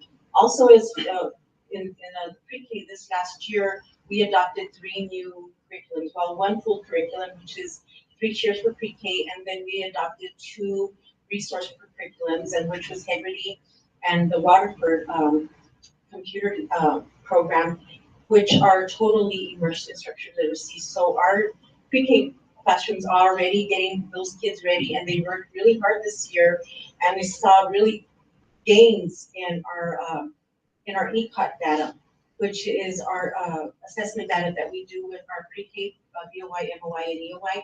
And so we saw a lot of gains this year. I think we saw more gains this year than we have seen in the years that we've been doing this. And so they really have been implementing this very strongly. And I think this was a great conference to really go to, so we could just solidify what we're doing. So I'm Kelly Zuniga, and I'm the literacy coach at Central Elementary, and so I was able to attend last week. One of the things that Ms. Manila had mentioned and I mentioned too was networking. Like, it was so wonderful to go in there and just meet with people who have the same thoughts and ideas and frustrations that we have going into this. So one of the schools that was chosen from the PED as a model elementary school for structured literacy is just next door in Deming. And the principal there was actually my principal when I taught there for 7 years. So she's like, Kelly, let's get together. You get your K1 teachers, and you can come in and observe these other teachers. Our 3-5, we have a state coach coming in that's going to guide our 3-5. Let's work smarter, not harder. Let's collaborate. Let's get together. And so she's like, I'm going to call you. So that was wonderful. So we feel that this is just another way, I mean, we have Silver right next door, to get our kids where they need to be, to collaborate. We're all in the same boat, regardless of what district we're in. We did focus, like, Lucinda talked a little bit about the upper grades. Using that structured literacy in upper grades looks a little bit different. You know, we have vocabulary, we have comprehension, we need to use novels, but we can make it apply for them at their level. But just back to that networking, it was just wonderful to sit in rooms with teachers from Gadsden, we had teachers from Deming, we had Silver was there, there were elementary, so there was a ton. There was a lot of us there. And just, every breakout session that I went to, I tried to sit at a different table with people that I didn't know for that reason. Just so that I could, like, connect with them. Where are you? What are you doing? What do you teach? Give me your email. So anyway, it was just a wonderful 3 days. Lots of learning. I think what I got out of it too is that I didn't realize that there's so much support out there. Like, when I heard the structured literacy, I'm like starting to Google things and like going through all the stuff that Wendy had in Google and things like that. And they have stuff on the website. Like, there's classes that us teachers can take and we'll get stipends for. And it's just to have us up to date with, you know, what's going on now. And you can do it for math or with language arts. So that's something that I'm definitely going to delve into. I think the other thing that the training did for us is we had several meetings with the coaches and myself. Again, moving away from maybe some of the curriculum that we've been using and focusing more on the structured literacy. How are we going to do that? So we had created some, what were those called? It's some frameworks for K through 2, 3 through 5, 6 to 8, and 9 through 12 on what their language arts blocks would look like. And so I think what the training did for us too is validate that we were on the right track. And we did meet with the principals on that too. So, yeah. All right. Thank you. Thank you so much. Thank you. I'd like to make a comment. Sure. This is more in depth of any consideration we've had to curriculum. So I really appreciate the input, and it gives me great faith that we're going in a direction, not only that the state is important, but it's going to follow through from elementary school all the way across and then go to the high school. So thank you very much for your presentation.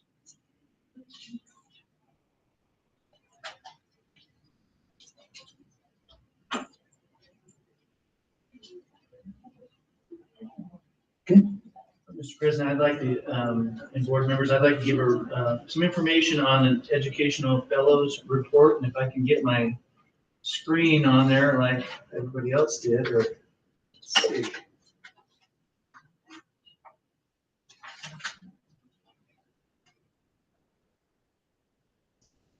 Victor, I might need some help.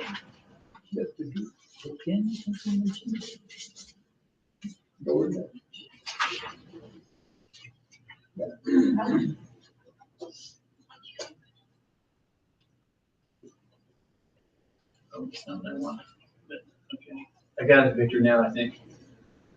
I got it. Thank you. Thank you. Well, I thought I had it. Oh, sir, you need to join the meeting on your laptop so you'll be able to share the screen. I'll add you really quick. 1 second. Okay.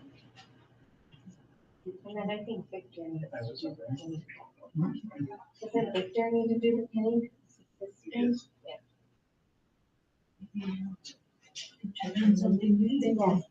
Right here. Oh, well, we used this for a long time.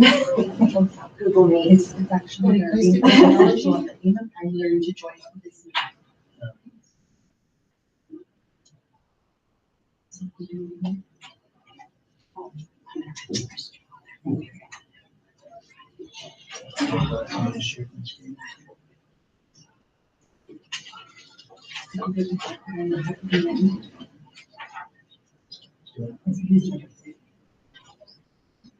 Thank you, Victor.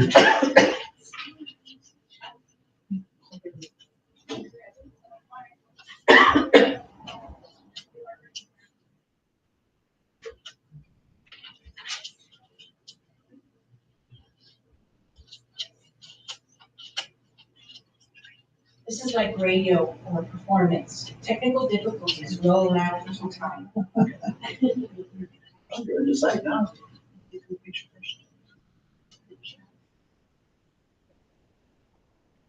There you go.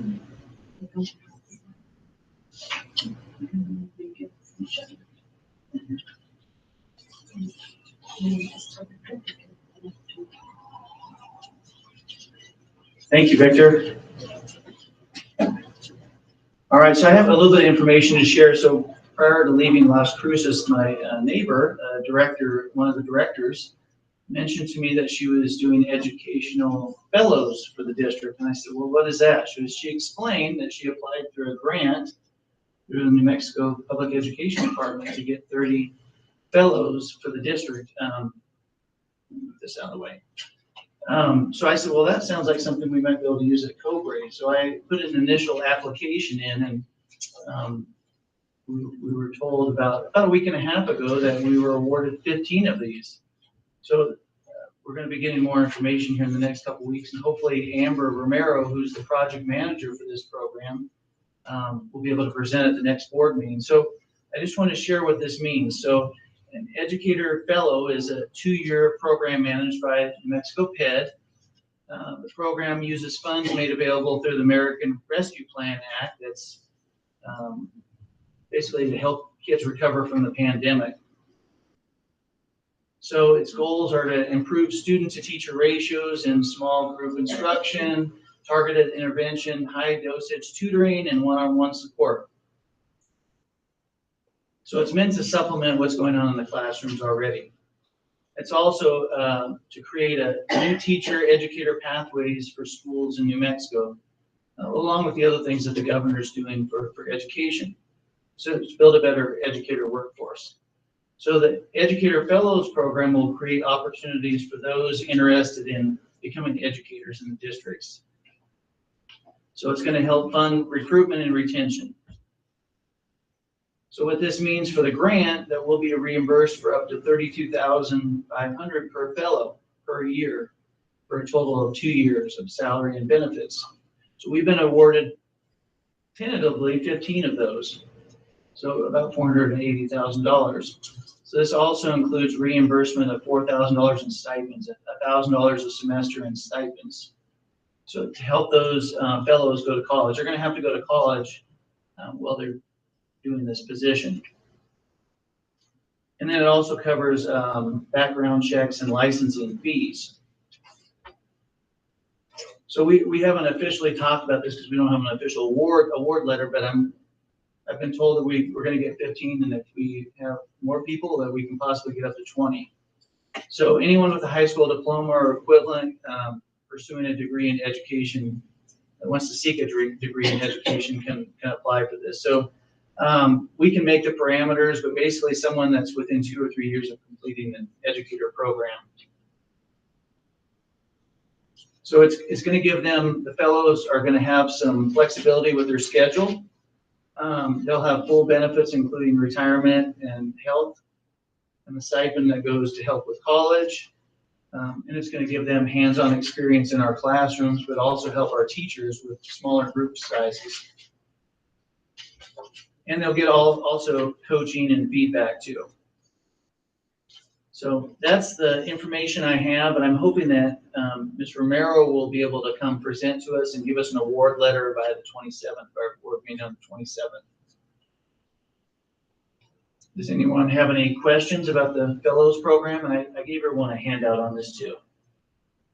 Will they be required to put in so many years within the district in order to be part of, let's say for example, they finish their degree, and will they be required to complete maybe 2 or 3 years? That's something that we're going to have to put together, and I think we can decide that before our next meeting, but I think it's going to be a big help for us. So we might have EAs right now that are interested in becoming educators, and so they'll have to move out of that position. This is a separate type of position. So it's going to open up more positions in our district too.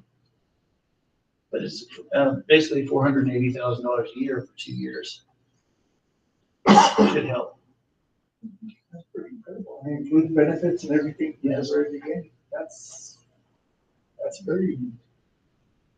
So I'm excited. I think this will help all of our schools. Yes. So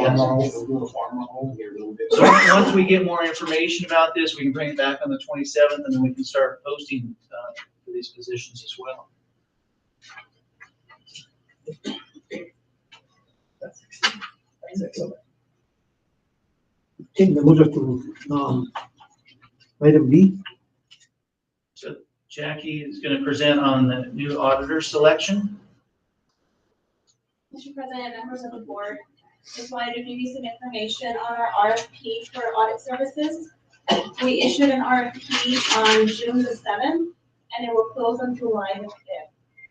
The legal notice for the RFP will be in the Silver City Daily Press, the Deming Highlight, and the Las Cruces Sun News. They'll be in all 3 of them.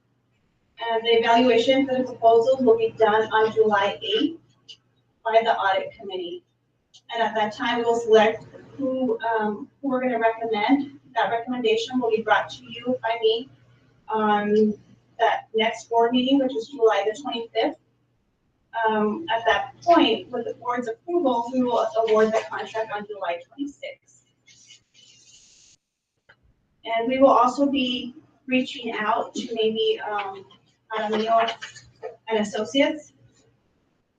They were very interested in. Yeah, so the RFP is out, and so if they know of anybody that would be interested, like I said, it is in all 3 newspapers. Thank you. Anybody have any questions? Aaron Lewis would like to union report. Okay. Thank you, board, for having me tonight. First thing I want to share with you guys is the information I shared with you regarding the CARES Act that was put together by Dr. Brian Stewart. He did want me to pass along to Cobre that he commended Cobre for being one of the model schools in the state for how you use your the protective equipment and the way the money is spent on the protective equipment. And so they highlighted Cobre at one of the meetings to say that that was a good way to use the protective equipment. We are currently working on the CBA for we have a date set for the certified staff. The non-certified staff, because of the issues with the steelworkers union, the state is working on figuring out what we need to do, if we can incorporate them into NEA, New Mexico, or if they're going to stay with the steelworkers, because the steelworkers don't have any local representation. And then the last thing is for the convocation, I'm still working on getting Mary Clark Sanchez, which is head of NEA in Mexico, to come and speak at our convocation.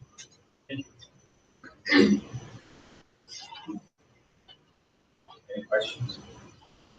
Thank you for presenting. Thank you. So is there a time frame to make those decisions regarding the non-certified stuff? They're kind of in limbo right now because the local decertified in 2014, so the steelworkers took them with them at that point in time and handled the negotiations. But the steelworkers in Las Cruces have stated that like they're open to the NEA Cobre taking them in under our umbrella, but we don't want to do it if it's going to decertify. What's the difference in certified unions? Because it was negotiated, and Toy, you might know better than me, but the non-certified staff are represented by the Steelworkers Union, and we're represented by NEA. So to decertify, we would have to kill the Steelworkers Union. And if that ends up being the option, we're not going to do that. I've been in contact with somebody in the non-certified staff to let them know that you guys are going to need to come up with your own union member, your own union president in order to handle your negotiations if they want you to decertify, because we will weaken you guys by decertifying. If we can just take them in because there's not a lot of activity in the union, then we'll just take them in. But that particular question is being presented right now to the state union board to see how to handle that, because it's a very unique situation because of the decertification here of the Steelworkers Union, and they had to move them to the Las Cruces Steelworkers Union. So I don't have clarity on it. I almost think that they will have to decertify in order to become a part of another union. Right. And so that is where it becomes real tricky as to. And so we won't decertify the non-certified staff. We'll encourage them to build up their membership. Mm-hmm. And typically, other schools, do they have a separate union representing the non-certified?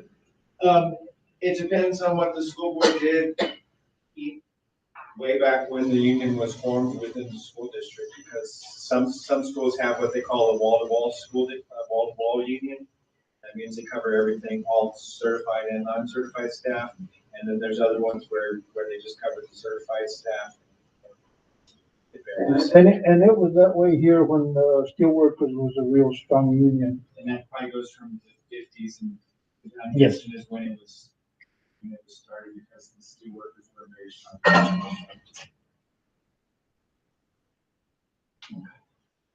Thank you.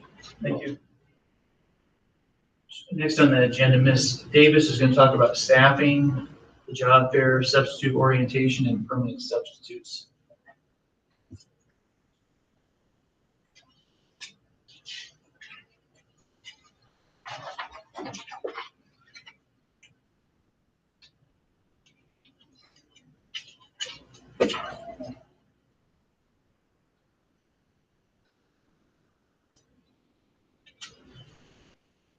Thank you, Victor. Mr. President, members of the board, just to give you guys some updates, I haven't given you an update since back in January, the last one, I think. So right now, again, fiscal year July 1st to 21st, end of year right now, we're at 200, and the end of the year, we're 269 employees. We had 23 resignations, 13 retirements, 7 non-renewals, and 1 termination. And so that's where we are ending the fiscal school year at this point. Also, this is our staffing needs right now. If it says pending, it's because they've interviewed and they have offered positions to staff. So some of them are already being filled as we speak. And I put pending just so you know that they were open positions, but we are, our principals are diligently. We got like 2 huge piles of applicants that they were able to really go through and interview, and they're not quite done. They still have some more interviews scheduled. But as they interview and are offering positions, I'm putting pending. That way we know which ones are already being filled. So we have still quite a few. We have, I think Bayard will be pretty much complete because they have 1 pending. They do need a lunch monitor. If they don't know anybody, they still need a lunch monitor. Those are kind of hard because they're like for a couple of hours a day. So if anybody that wants to work for a couple hours every day, that would be a good position. Central, I know Mrs. Badu has interviewed, was looking at some of the interviewees too, and I think she might have that one, might be pending as well, but I wasn't able to get a hold of her today. She was out of district. Cobre still needs 4 positions, 2 assistants and a language arts teacher, and the language arts teacher is pending. If we accept the transfer for one of her language arts teachers to a different position. So it depends if that gets accepted or not for her to fill that position and reading coach. And then Hurley, again, she's filled that position, so she needs a lunch monitor just like Bayard. So again, it's just a 2-hour-a-day position that we need to fill. San Lorenzo, that one is already going to be filled too, just pending. Still middle school, he's still interviewing for math, language arts, interventionist, and deaf and hard of hearing. And the rest of them are pending at that school. And at the district level, we are looking for an executive administrative assistant, 2 groundkeepers, an attendance success coach, and a social worker, and that one is pending as well. Okay, they're interviewing already for that one. To fill that position. Okay. Can I ask a question on the staffing? Yeah, let me go back. Okay. Yes. There's been presentations here by IT, and certainly I'm an advocate of growing our staff for IT more than just 2. But Yes, we're doing IT. I left it off, but IT is another position that we're needing to fill. You're looking at 1 or 2? I think right now they have an opening for 1. So there's 24 total positions Yes. that we were looking for. We have 10 certified and 13 non-certified this 1 month for IT. I think 2 others. And the central position, I forgot to tell you guys, that is, I put class reduction there because it's actually an extra teacher that was, that we're going to be placing there using Title IV funding to do a class reduction to make a smaller classroom. So that is a new position that we're adding at central. I have a question. I think there was a question. Oh. The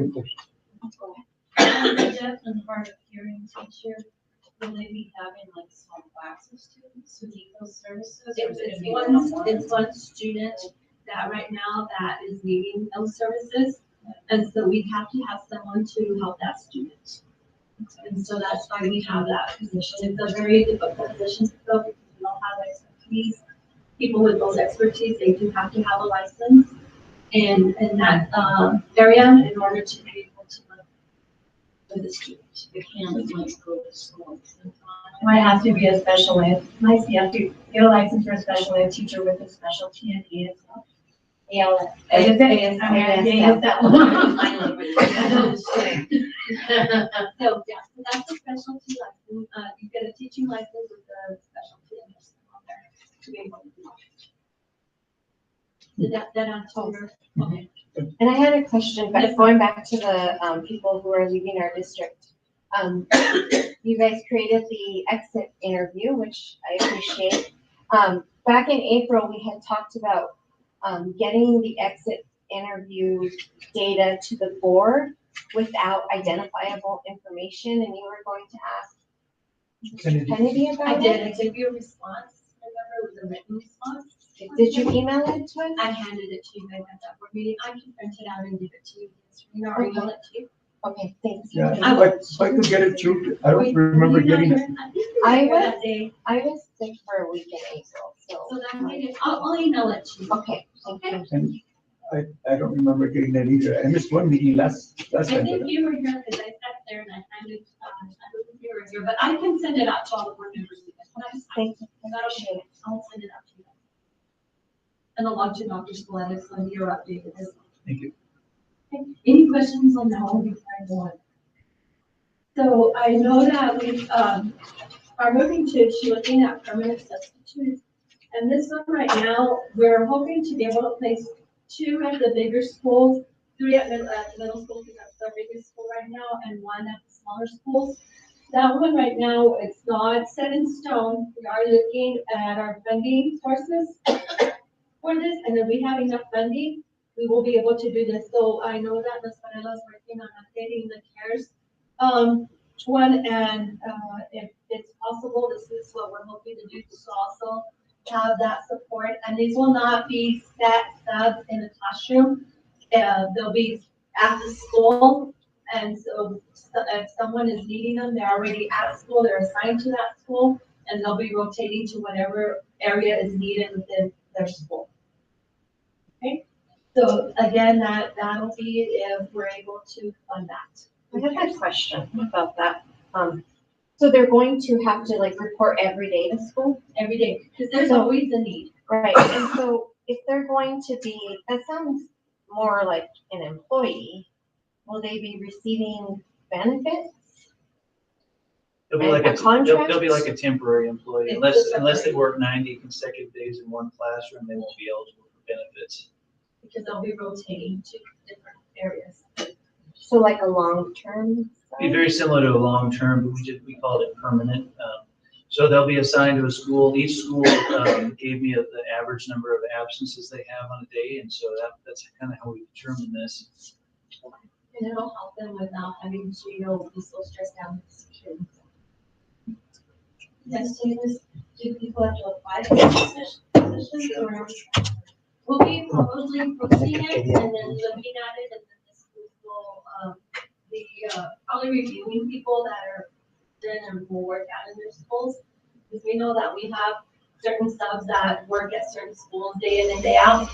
And there's some subs that are okay going to any of the schools. So we'll be looking at all of that. We don't have all the logistics planned, but I know that we'll have something put together if this comes out for us. Okay, and we'll be doing the posting for that. And then I know we kind of already spoke a little about this with the presentation that we did earlier. We are planning a substitute job fair on June the 23rd, along with some of our other positions that we need to fill, and we went ahead and in that, we were hoping to get more, but mainly for the substitutes, but also to help out with the other positions we need. And we're also, that'll be June 23rd, and it'll be at Bayard Elementary, and it'll be from 10 to 6, and we will be putting out a flyer with all the information out to the district, to Cobre. We are using the new system called REAP that will reach up a lot more people throughout the areas. So we'll be posting there as well as our websites and within the district, and we'll be putting flyers here and in Silver, because we never know what people from Silver want to come over to. And then also we'll be, these are the days that we'll be doing substitute training. Oh, thank you so very much. Sorry guys, not allergies. And so July 18th, from 9 to 12, July 28th from 4:30 to 7:30, and August 12th from 1 to 4. And again, this will be a required training for all our substitutes. We want to update them.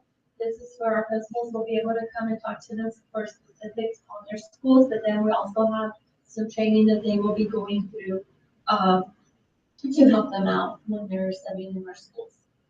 And this will take place at the Cobre High School library for each one, for all 3 of them. Any questions on that one? Okay, so that's my update for you guys. Anybody has any other questions? Yes, the last one, do you have a list of the different, or maybe we just going to go that the substitute orientation topics? We're going to be covering, you just do that? I just gave you the dates. We're going to be putting an agenda together of what's going to be covered. And so that's in the works right now. Okay, and we will have that posted as well for you guys.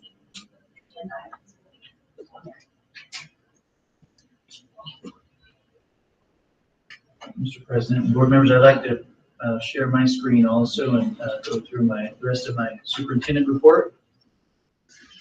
I'm gonna run it up to the living room.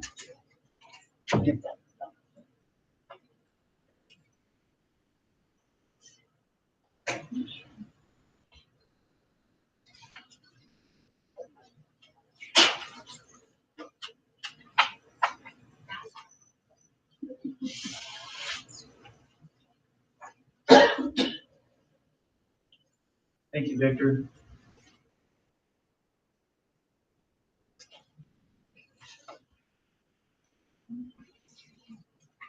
So going through the board policies, I noticed that we need to do a self-evaluation, and I know that you've talked about doing that. So I couldn't find an instrument, so I made an instrument, and I thought maybe I would present that to you first because you may want to look it through the instrument that I created. I think that should be on your table there. It's a rubric. It has all of the areas from the board policy in the rubric. What I could do is we can do this during the retreat tonight, or we can postpone it and revise this if you'd like to. We have a retreat tonight. Did you bring a sleeping bag? I didn't, but I looked at the NMSBA website. They have a training module for boards to do self-evaluations, and since we're members, it'll be free. I saw that. And they help us figure out who should evaluate us, because it shouldn't be just us, right? It should be other people. And I just saw that and thought that might be a good idea, because they talk about research-based best practices, which I didn't know they had that at the school board level. I hear that a lot in teaching, but they have criteria, generating data. I just thought that would be something maybe we could. Well, I made that just in case. We can hold off on that if you'd like to. I don't know, I'd like to see it done. It covers all the areas that were on the policy. They give us a good We idea. could do this and the training module at a later I think time. so. I think we do it every year. We probably need to be doing it every year.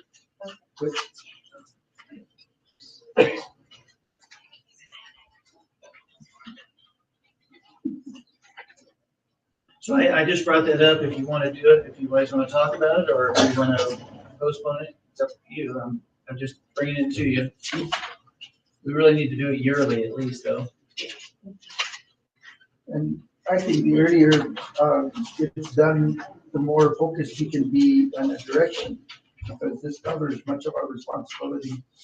And we can highlight areas where we're okay and areas where we're at a deficit.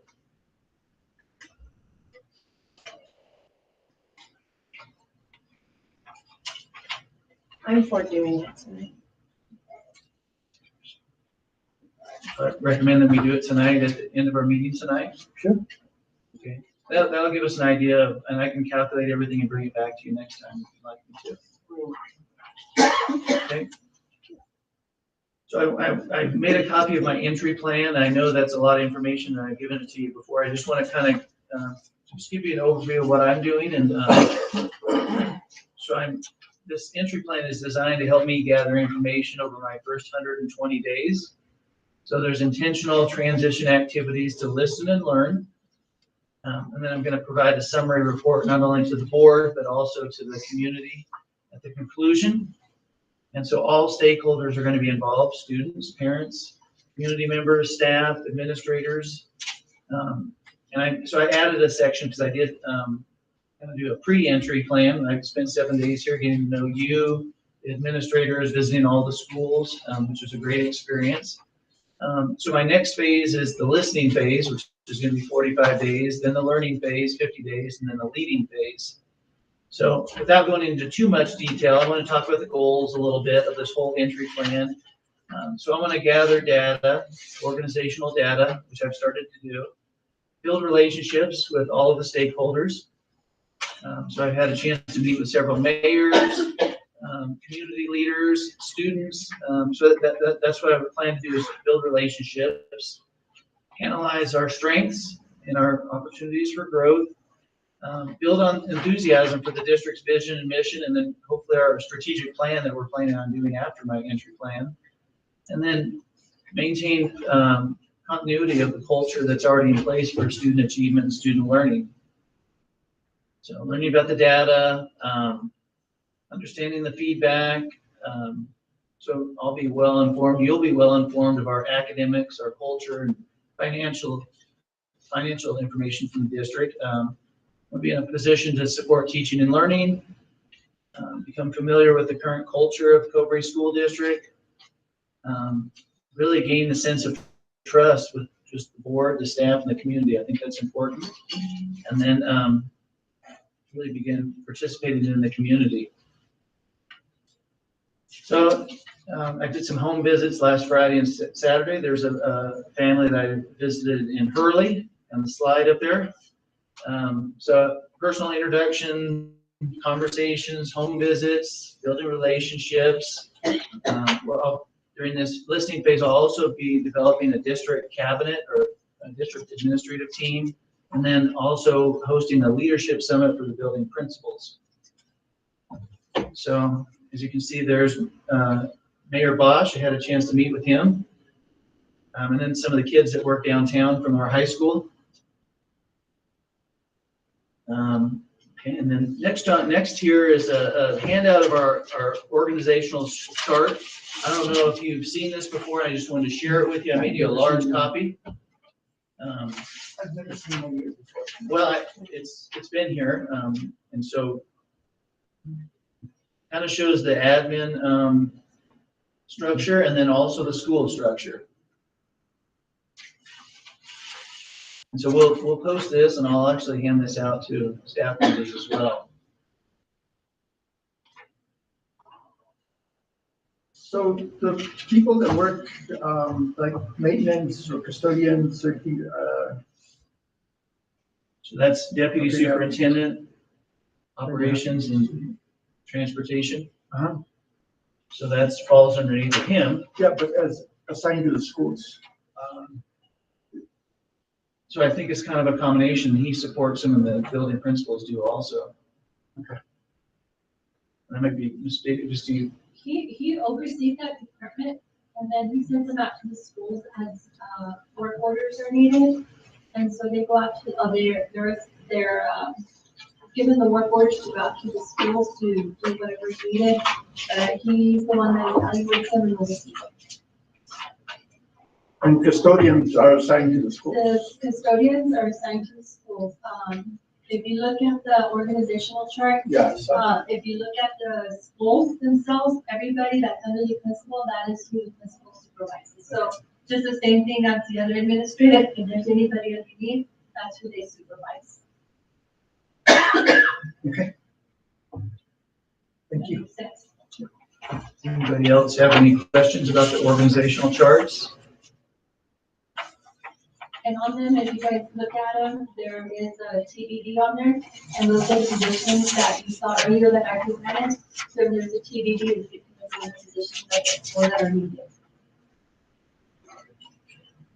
So I worked with the principals and also the district administrators to come up with a theme for this upcoming school year. So they have several choices to choose from, and then they could actually give me some choices also. So the theme for the upcoming year is expect the best and get it. That's the school theme that, well, that's the district theme, and then each school can have their own theme that actually works into that also. So we'll use that for our convocation and other events throughout the year. I like that. So we'll try to get you guys a t-shirt also that has that information on it too. So starting tomorrow, we're having school support meetings. So all of our district admin team will meet with each school, our admin team with each school individually, to get a prioritized list of the needs for each building. So technology needs, maintenance needs, curriculum, human resources, finance, and nutrition. So they'll bring us a prioritized list for each of those areas, and then our admin team will have a chance to work on those and get them completed for them. So I worked in a district a few years back that was something the superintendent did, and I thought it was very beneficial. So that's what we're here for, to support the schools. So hopefully we can get everything done. Some of them may have a long list, but that's the plan, to make sure we get everything done as much as possible by the time school starts. I think also giving them that opportunity to put that forward kind of empowers them to be more proactive, rather than waiting until something breaks down or a circumstance comes up. So, well, the building principals probably know a lot more about what's going on in the building than we do. So I try to prioritize those things also from our point. Big change from reaction. So something that I worked with our parent liaison, Ms. Marin, and some of the parents. We had a meeting last week, just an introductory meeting about having a Summerfest activity, and I think we've got more parents that are going to join us this week. It's a back to school event for students and parents and staff. July 30th, we put as a tentative date at the high school parking lot. Games, free food, backpacks, and school supplies. Free t-shirts for each student. So we're going to meet again this week to plan a little bit more. We just had a general meeting last week, and had a lot of people interested, staff members interested, and we've got a few parents and community members that are going to join us this week too. But just really to get everybody motivated to go back to school. July 1? July 30th from 10 to 3. That's the tentative information that we came up with last week, and we're going to make some more definite plans this week as far as funds that we need to raise. We also talked about doing immunizations, free haircuts. We had a variety of things that we brainstormed with last week, so hopefully in the next couple of weeks we'll have better plans on what that'll look like. We've got the Women's Club of Silver City is interested in donating most of the backpacks, and the mine's going to work with us too. There's another gentleman from Santa Clara that I've been working before to donate backpacks, and I can give you his name. His name is Robert Padilla. I have him on my list. Okay. He's one that wanted to have me make contact with you. They're very interested in doing the backpacks as well. Okay, great. So I think this will be a great motivational for the staff, for the students, families, just get everybody motivated to come back to school.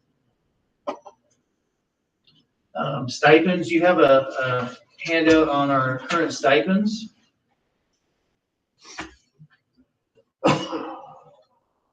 And some of these are tied to grants, so they'll go away after the grant goes away. But we have a good number of stipends. And I thought you should be able to see this information.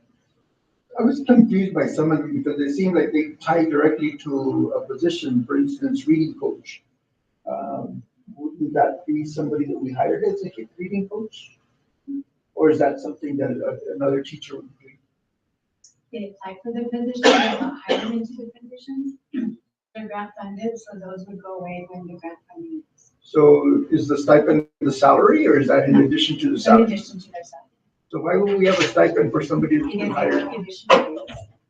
They work They additional work days? 10 additional days.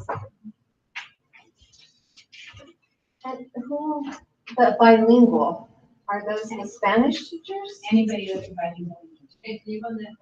Anyone who has a bilingual endorsement. And it's all our bilingual. So that would be like Spanish teachers, do they have to be bilingual? Or so on their contract, they should have like a stipend? Yes, they line? have, it's not included in their salary, so they'll have the base salary. And then down below is the stipend, and we'll say by the stipend and the amount, or it'll have like the coaching the amount, if it's not part of their salary, it's in addition to. And the student council and yearbook, is that at every school? No. Oh. They have at the high school, and they have in the not necessarily the still those, but if they have them. So the student council sponsor at the high school would have $1,000 stipend on their contract? And yearbook is high school as well, not middle school. But all the schools have yearbooks, so how does that work? Usually with the yearbook at the elementary schools, a photographer that comes and takes pictures will put together their yearbook, and then, if the school takes pictures, they submit them, they just give them to the photographer, and they put the yearbook together, not so much like the high school that the kid actually put the yearbook together, they have kids that go out to activities. So it's a little different the way that the elementaries are done, in our district.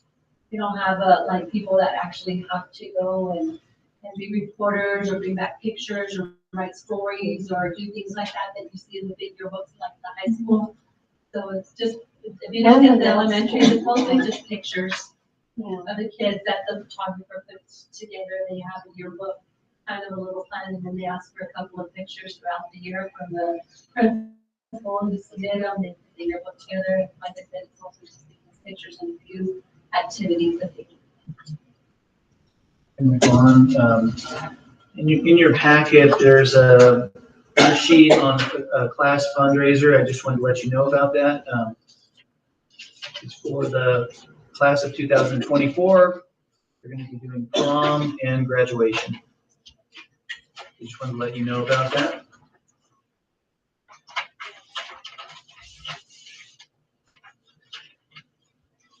And then just wanted to update you that we're going to be making some changes with the website.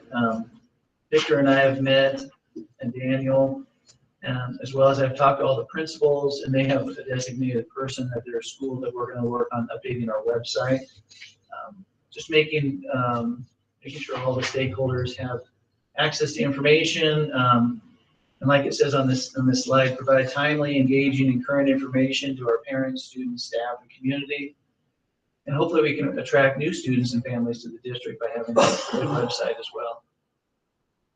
I think that's invaluable. I mean, there's so many questions that can be answered before them coming here, but I'd like to see something there that relates to the construction projects.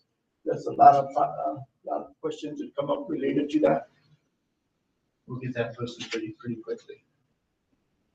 And where Jackie's working on that, Jackie. But this project may take a while. We'll probably start with the district website and then work with each school, but we've talked to the company, and so it may take a little bit of time. So collective bargaining agreement, I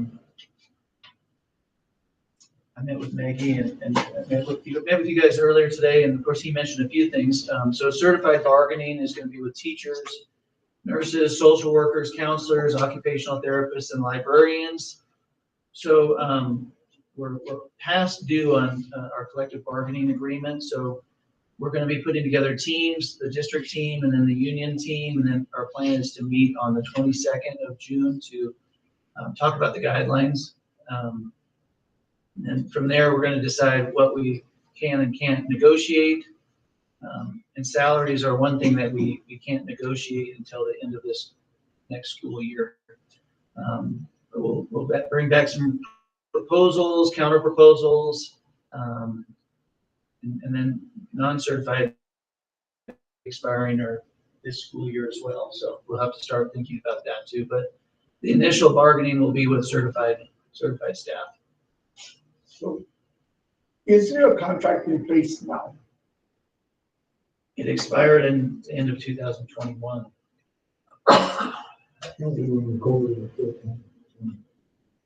What was that? I didn't hear you, I'm sorry. That we didn't negotiate that because we still partly in COVID and partly out of COVID. So. And that's why we didn't negotiate that in 19 and 20 because of COVID. Go ahead. The state had a lawsuit that prevented any negotiations for labor contracts. Mm-hmm. And that prohibited us in from 1920. So we still have a contract that we're carrying. It hasn't been negotiated. So we are operating under a contract? We have a CBA that, yes. That we do operate. Okay. And that will remain in place for how long? At least right now? It's supposed to be looked at yearly. It has been looked at yearly. Can I get a copy of that contract? Sure. So, we've talked about, the back of the district office here, the fenced-in area has a lot of old buses and cars. And I went out there today and there's over 20 automobiles and buses. So we've talked about doing a district auction. We're gonna meet later this week and talk about it. Got a lot of things in the storage shed back there that are, and well, really just out in the yard back there, old chairs and tables and things. So we talked about doing an auction, to clean up. We have a lot of things that haven't been used in years back there. And can I make a comment? I don't drive down that road, so I don't see it. I saw back there, and it just blows my mind how we've neglected our property for so long. We're the bad neighbor who has all the junk in their yard and their weeds so high. And I know this isn't on you because you're new here, but I don't understand how we've allowed it to be neglected for as long as it has. I know that the old vehicles and all of that stuff, there's something that we need to go through. The same thing with property. I know we've been trying to deal with the property of the old school in San Lorenzo and stuff. And there's something that we have to go through the approval from the state for that. Well, I've been working with Terry. She's out for a few days in George, and we're gonna make a plan on Thursday. So we'll have a plan. So you should expect it to be cleaned up soon. Thank you. Thank you. And the other part of that too is that we're responsible for the inventory, and there should be an inventory of all the stuff, and to let it sit and rot and depreciate, regardless of what the steps are that we need to take to sell them,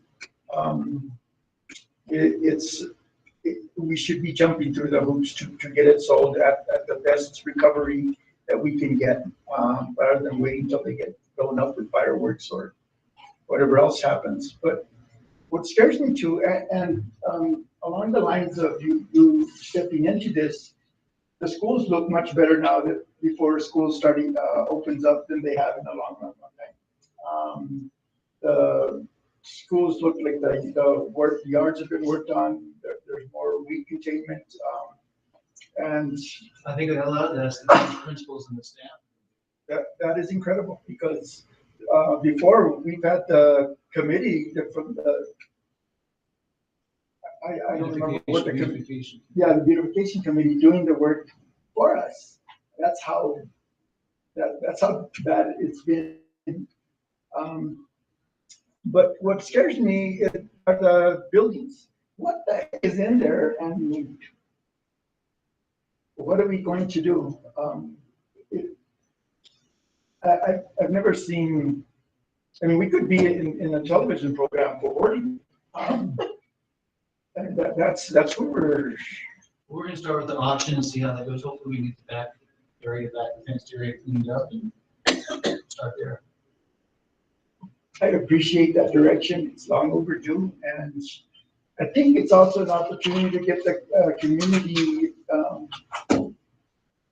engaged in that as well. They might benefit from it in terms of desks for their kids at school, in their rooms and chairs. And we'll follow the correct procedure that the state gives us as far as getting rid of everything.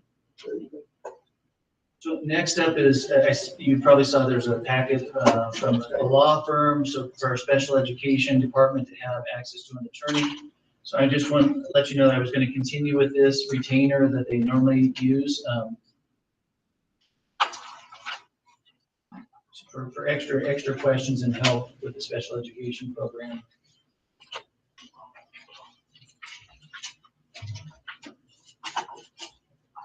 I didn't notice those being specific to special ed.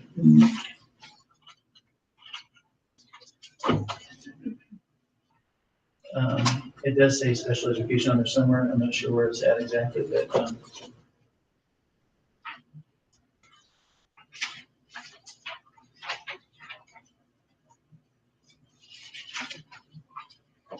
I don't see it now, but it is just for special education.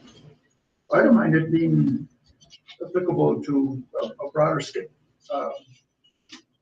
service than just special ed. But it should be specific if it is specific. Well, it is, and Melissa gave this to me, and I don't see it on here where it said that. But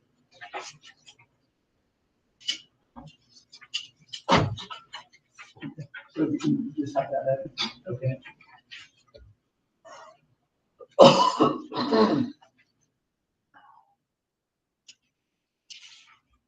think that's all I have to report. Anybody have any questions?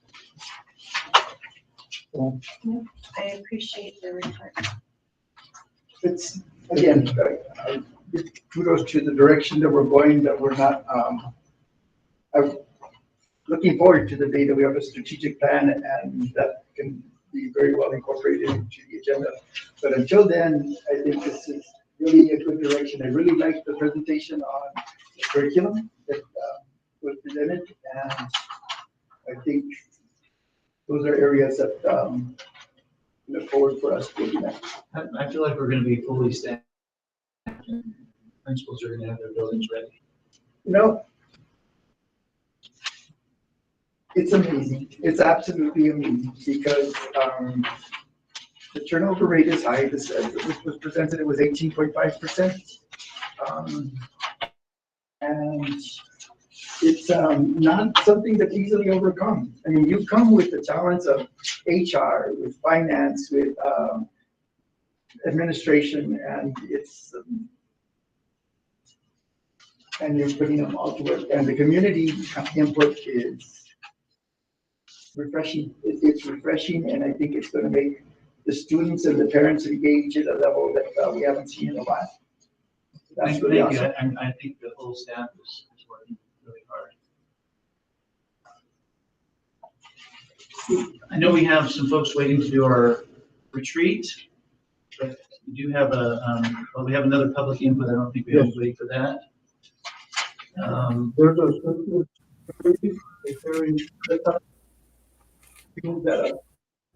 We do need to go into executive minutes. Okay. Here's the recommendation, do you hear more?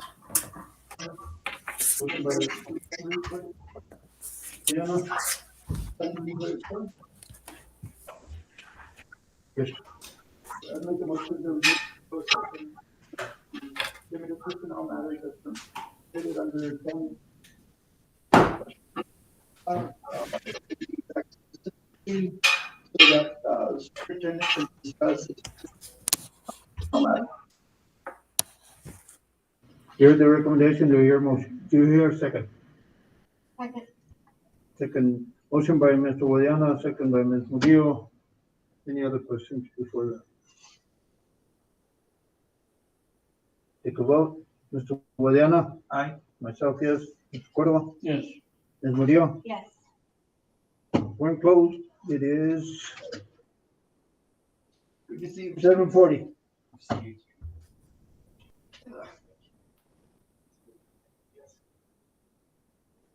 Go into my office.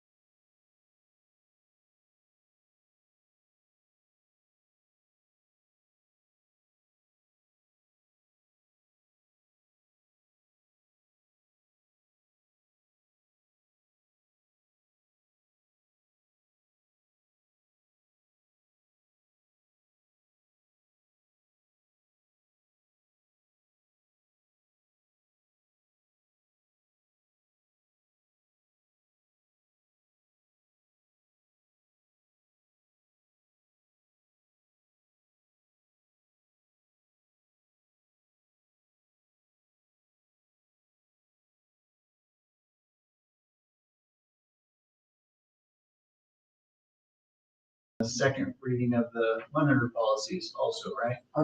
First reading of the 100. First reading of the 100. First reading of the 100, I'm sorry. And actually, they're not 100s, they're B something. B policies? Bs, yeah, Bs. Okay, and then the first reading of the 200 also. There's no more hundreds. I mean, 200, It would be C, but. it's human resources, right? It's the section on human resources. You think we'll be Yes, done but by then? we haven't even started those. Excuse me, Oh, is back in session? Yes. Yes, Yeah, we've been trying to call, but no one answers their phone. You might have to start because we didn't get that on the recording. Oh.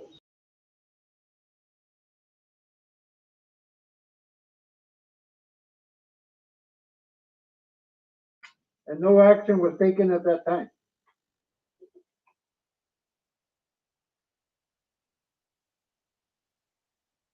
You hear me, Victor?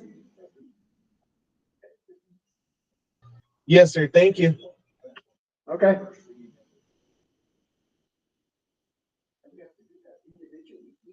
Yeah, we need the first reading of the 100 and then if we, well, but what used to be the 100. And then, that'll put it, it'll be just the first reading. On the 27th, okay. Yeah. Okay. But, and it has to be each policy individually, and that's gonna take a long time. No, we just do the whole thing in one, the readings, we'll do all of them in one shot, of all the Bs. In one reading. It's gonna be just a meeting for that, because it's not gonna be something you can do within. Oh, we are going to read them? Yeah. Once we go through all the 100, we can do the first reading for the, the Bs, or whatever they're gonna be now, but, all in one. But you don't have to go through with each one. Each policy, no. Yes, you do. No. You have to read each When policy. we do the first reading of it, that gives the public or you or anybody a chance to go through that whole section of that B section. So they get to, they read it on their own? Yes. Yeah, they don't do it here. So our new policies, Our Bs now. our new Bs will be posted online for people to review Yes, and maybe hard copies here as well. I guess. For them They to can do review. that too. So in between the first and the second reading, they will have time And- on their and that- own to go And and read. actually, they have two, because we do the first reading, then we do the second reading, and then we approve at the third. So they have two, almost 4 weeks to look at. And it'll be the changes that we've already Yeah. made. Yes, because we do the first reading, and then our next meeting is 2 weeks later. You do the second reading, and then they got 2 more weeks before we do the third reading. At the third reading, we approve. So could we start on the next section while we're doing these readings? Yes, yes. So we can start planning, on the 27th, we can start planning for the next section. For the MCCs. Yeah. The human resources. Yeah. Okay. And then also for next, if the, finance committee looks at this and approves the salary schedule, we can discuss that also. And along with the salary schedule, we could address the issues about the no hours being listed on the paychecks. And I also heard that some cases there are no pay stubs. What do you mean by no hours on the pay? You know, you get your check and it shows how many hours you got, and then, and. Like your accrued hours or your leave? No, hours or- no, the hours you worked. Oh, the hours you worked. Hours you worked. I've got a question. You just stated that, the salaries will go through the committee and they'll approve? They don't approve. They will recommend. They don't approve, they recommend to the board, right? Right. Okay, yeah, well, I misunderstood you maybe. But how will that affect our budget? that we submitted to the state. It won't, not because, the salary schedule will be, its first increment will be next year, not this year. No, it Yeah. would have to be this year, because the teachers get raises this year. In September. But the salary schedule should reflect that to begin with. The salary schedule is only for the longevity part of it. No, so the salary schedule, like I said, if I started this upcoming year in Cobre, I would make $3 more the way it stands now, which to me is unacceptable. So if we change it in the finance committee to do the 500 or recommend to do the 500 scale, which has been done in the past and which is done in almost every district I've worked in, that's going to affect the operational budget. So would a bar have to be done, or, I mean, I guess that's something you can look into, but. Now, I didn't develop all those salary schedules, but I know that everybody in the district got an increase from the previous salary. Mandatory, well, there was Mandatory. the $10,000. So, but I think it's. So we have a lot to if work I on. was, when I was here in the district, the year before last, I was making 54,000 maybe. So on this salary schedule, I would have just gone up to 60,000 if I was still level 2. I wouldn't have gotten the increments, which is usually $1,000. You should have gotten years of experience, 60,000. $1 a year. That's what our salary schedule is. But I'm talking more not like the way the salary schedule goes down with the years. I'm talking more about the way it goes across with the years of education. Usually across, a BA is like 50,000, a BA plus 15 is 50,500, a master's 1,000. Do you understand what I'm saying? Right, so, but the certified salary schedule was included in the budget that was submitted back in April. So I don't know the procedures, but we probably have to resubmit. Like a bar budget adjustment request? But those are the individual contracts. Yeah. And those that's contracts- why I was saying that it wouldn't have an impact. It wouldn't this year, affect until, the next year. yeah, 23, 24. So we're telling our teachers this upcoming year who have master's degrees, who are level 1 or level 2, they are making $3 more than somebody who has a bachelor's degree?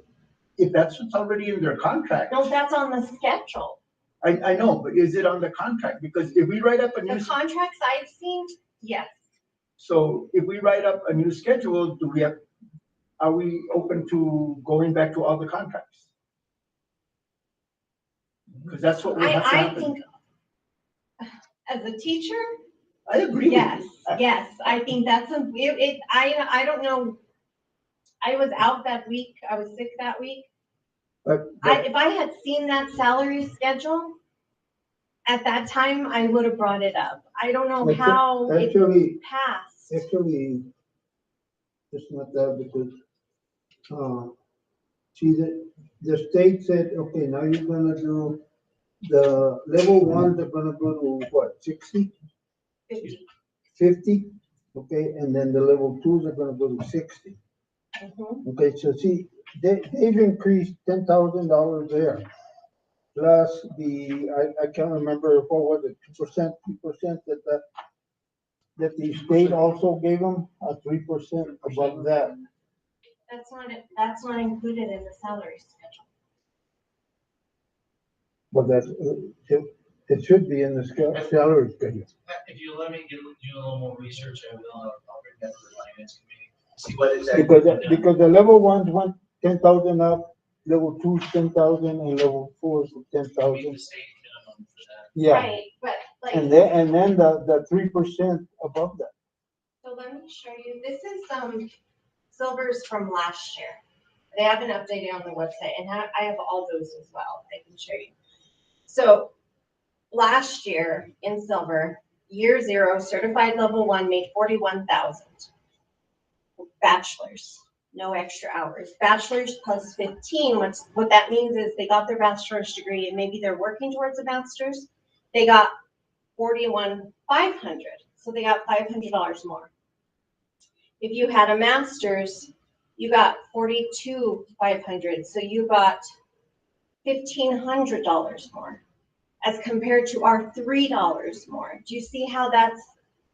Well, I mean, and these are state minimums as well at that time. 40, 50, 60 were state minimums. Yeah. And so, you know, and Aldo has theirs updated and it's. but look at the bottom line of It's silver the same versus thing. out. I know, but you have to understand we're competing with those districts to get teachers. And if I had a master's degree and I just graduated from Western, which district am I going to pick? The one that's going to give me $3 more than somebody with a bachelor's, or the one that's going to give me $1,000 more with someone with a bachelor's? We do have a 4-day work week to offer too. That's an advantage, But that wasn't part of the negotiations when we switched to 4 days. It wasn't, you guys are going to make less. right, no, I understand. And everybody else's salary stayed the same. Right, so I'm here really advocating for our teachers that we owe them more. And I agree with her 1,000%, but the argument for the only argument I was making was the salary schedule. You know, down part of it, that part of it is gonna be effective next year, it's not so much effective this year. The side part of it, as you're talking about, I already assume is something that was in the contract. And I don't know if that's what they use to put the current contract, but I didn't. So if someone has a contract that is incorrect because they don't have the right stipends on there, that contract has to get redone, correct? I mean, so contracts can be redone. If that's gonna happen, then we should look at that. I don't know the logistics behind it, but I'm just here fighting for our teachers that they deserve more. Yeah. But I don't know, I can't. Can we start at the finance committee next week and talk about this more? Yeah. I'll get some background information because I'm coming in the middle of these contracts are already done, and so Right, okay. Okay. Thank you. and our budget's completed also, so. And we've gone over our budget the past 4 years, so we better not do that again. Yeah, our budget's tight right now too. Already. Okay, anything else for next agenda?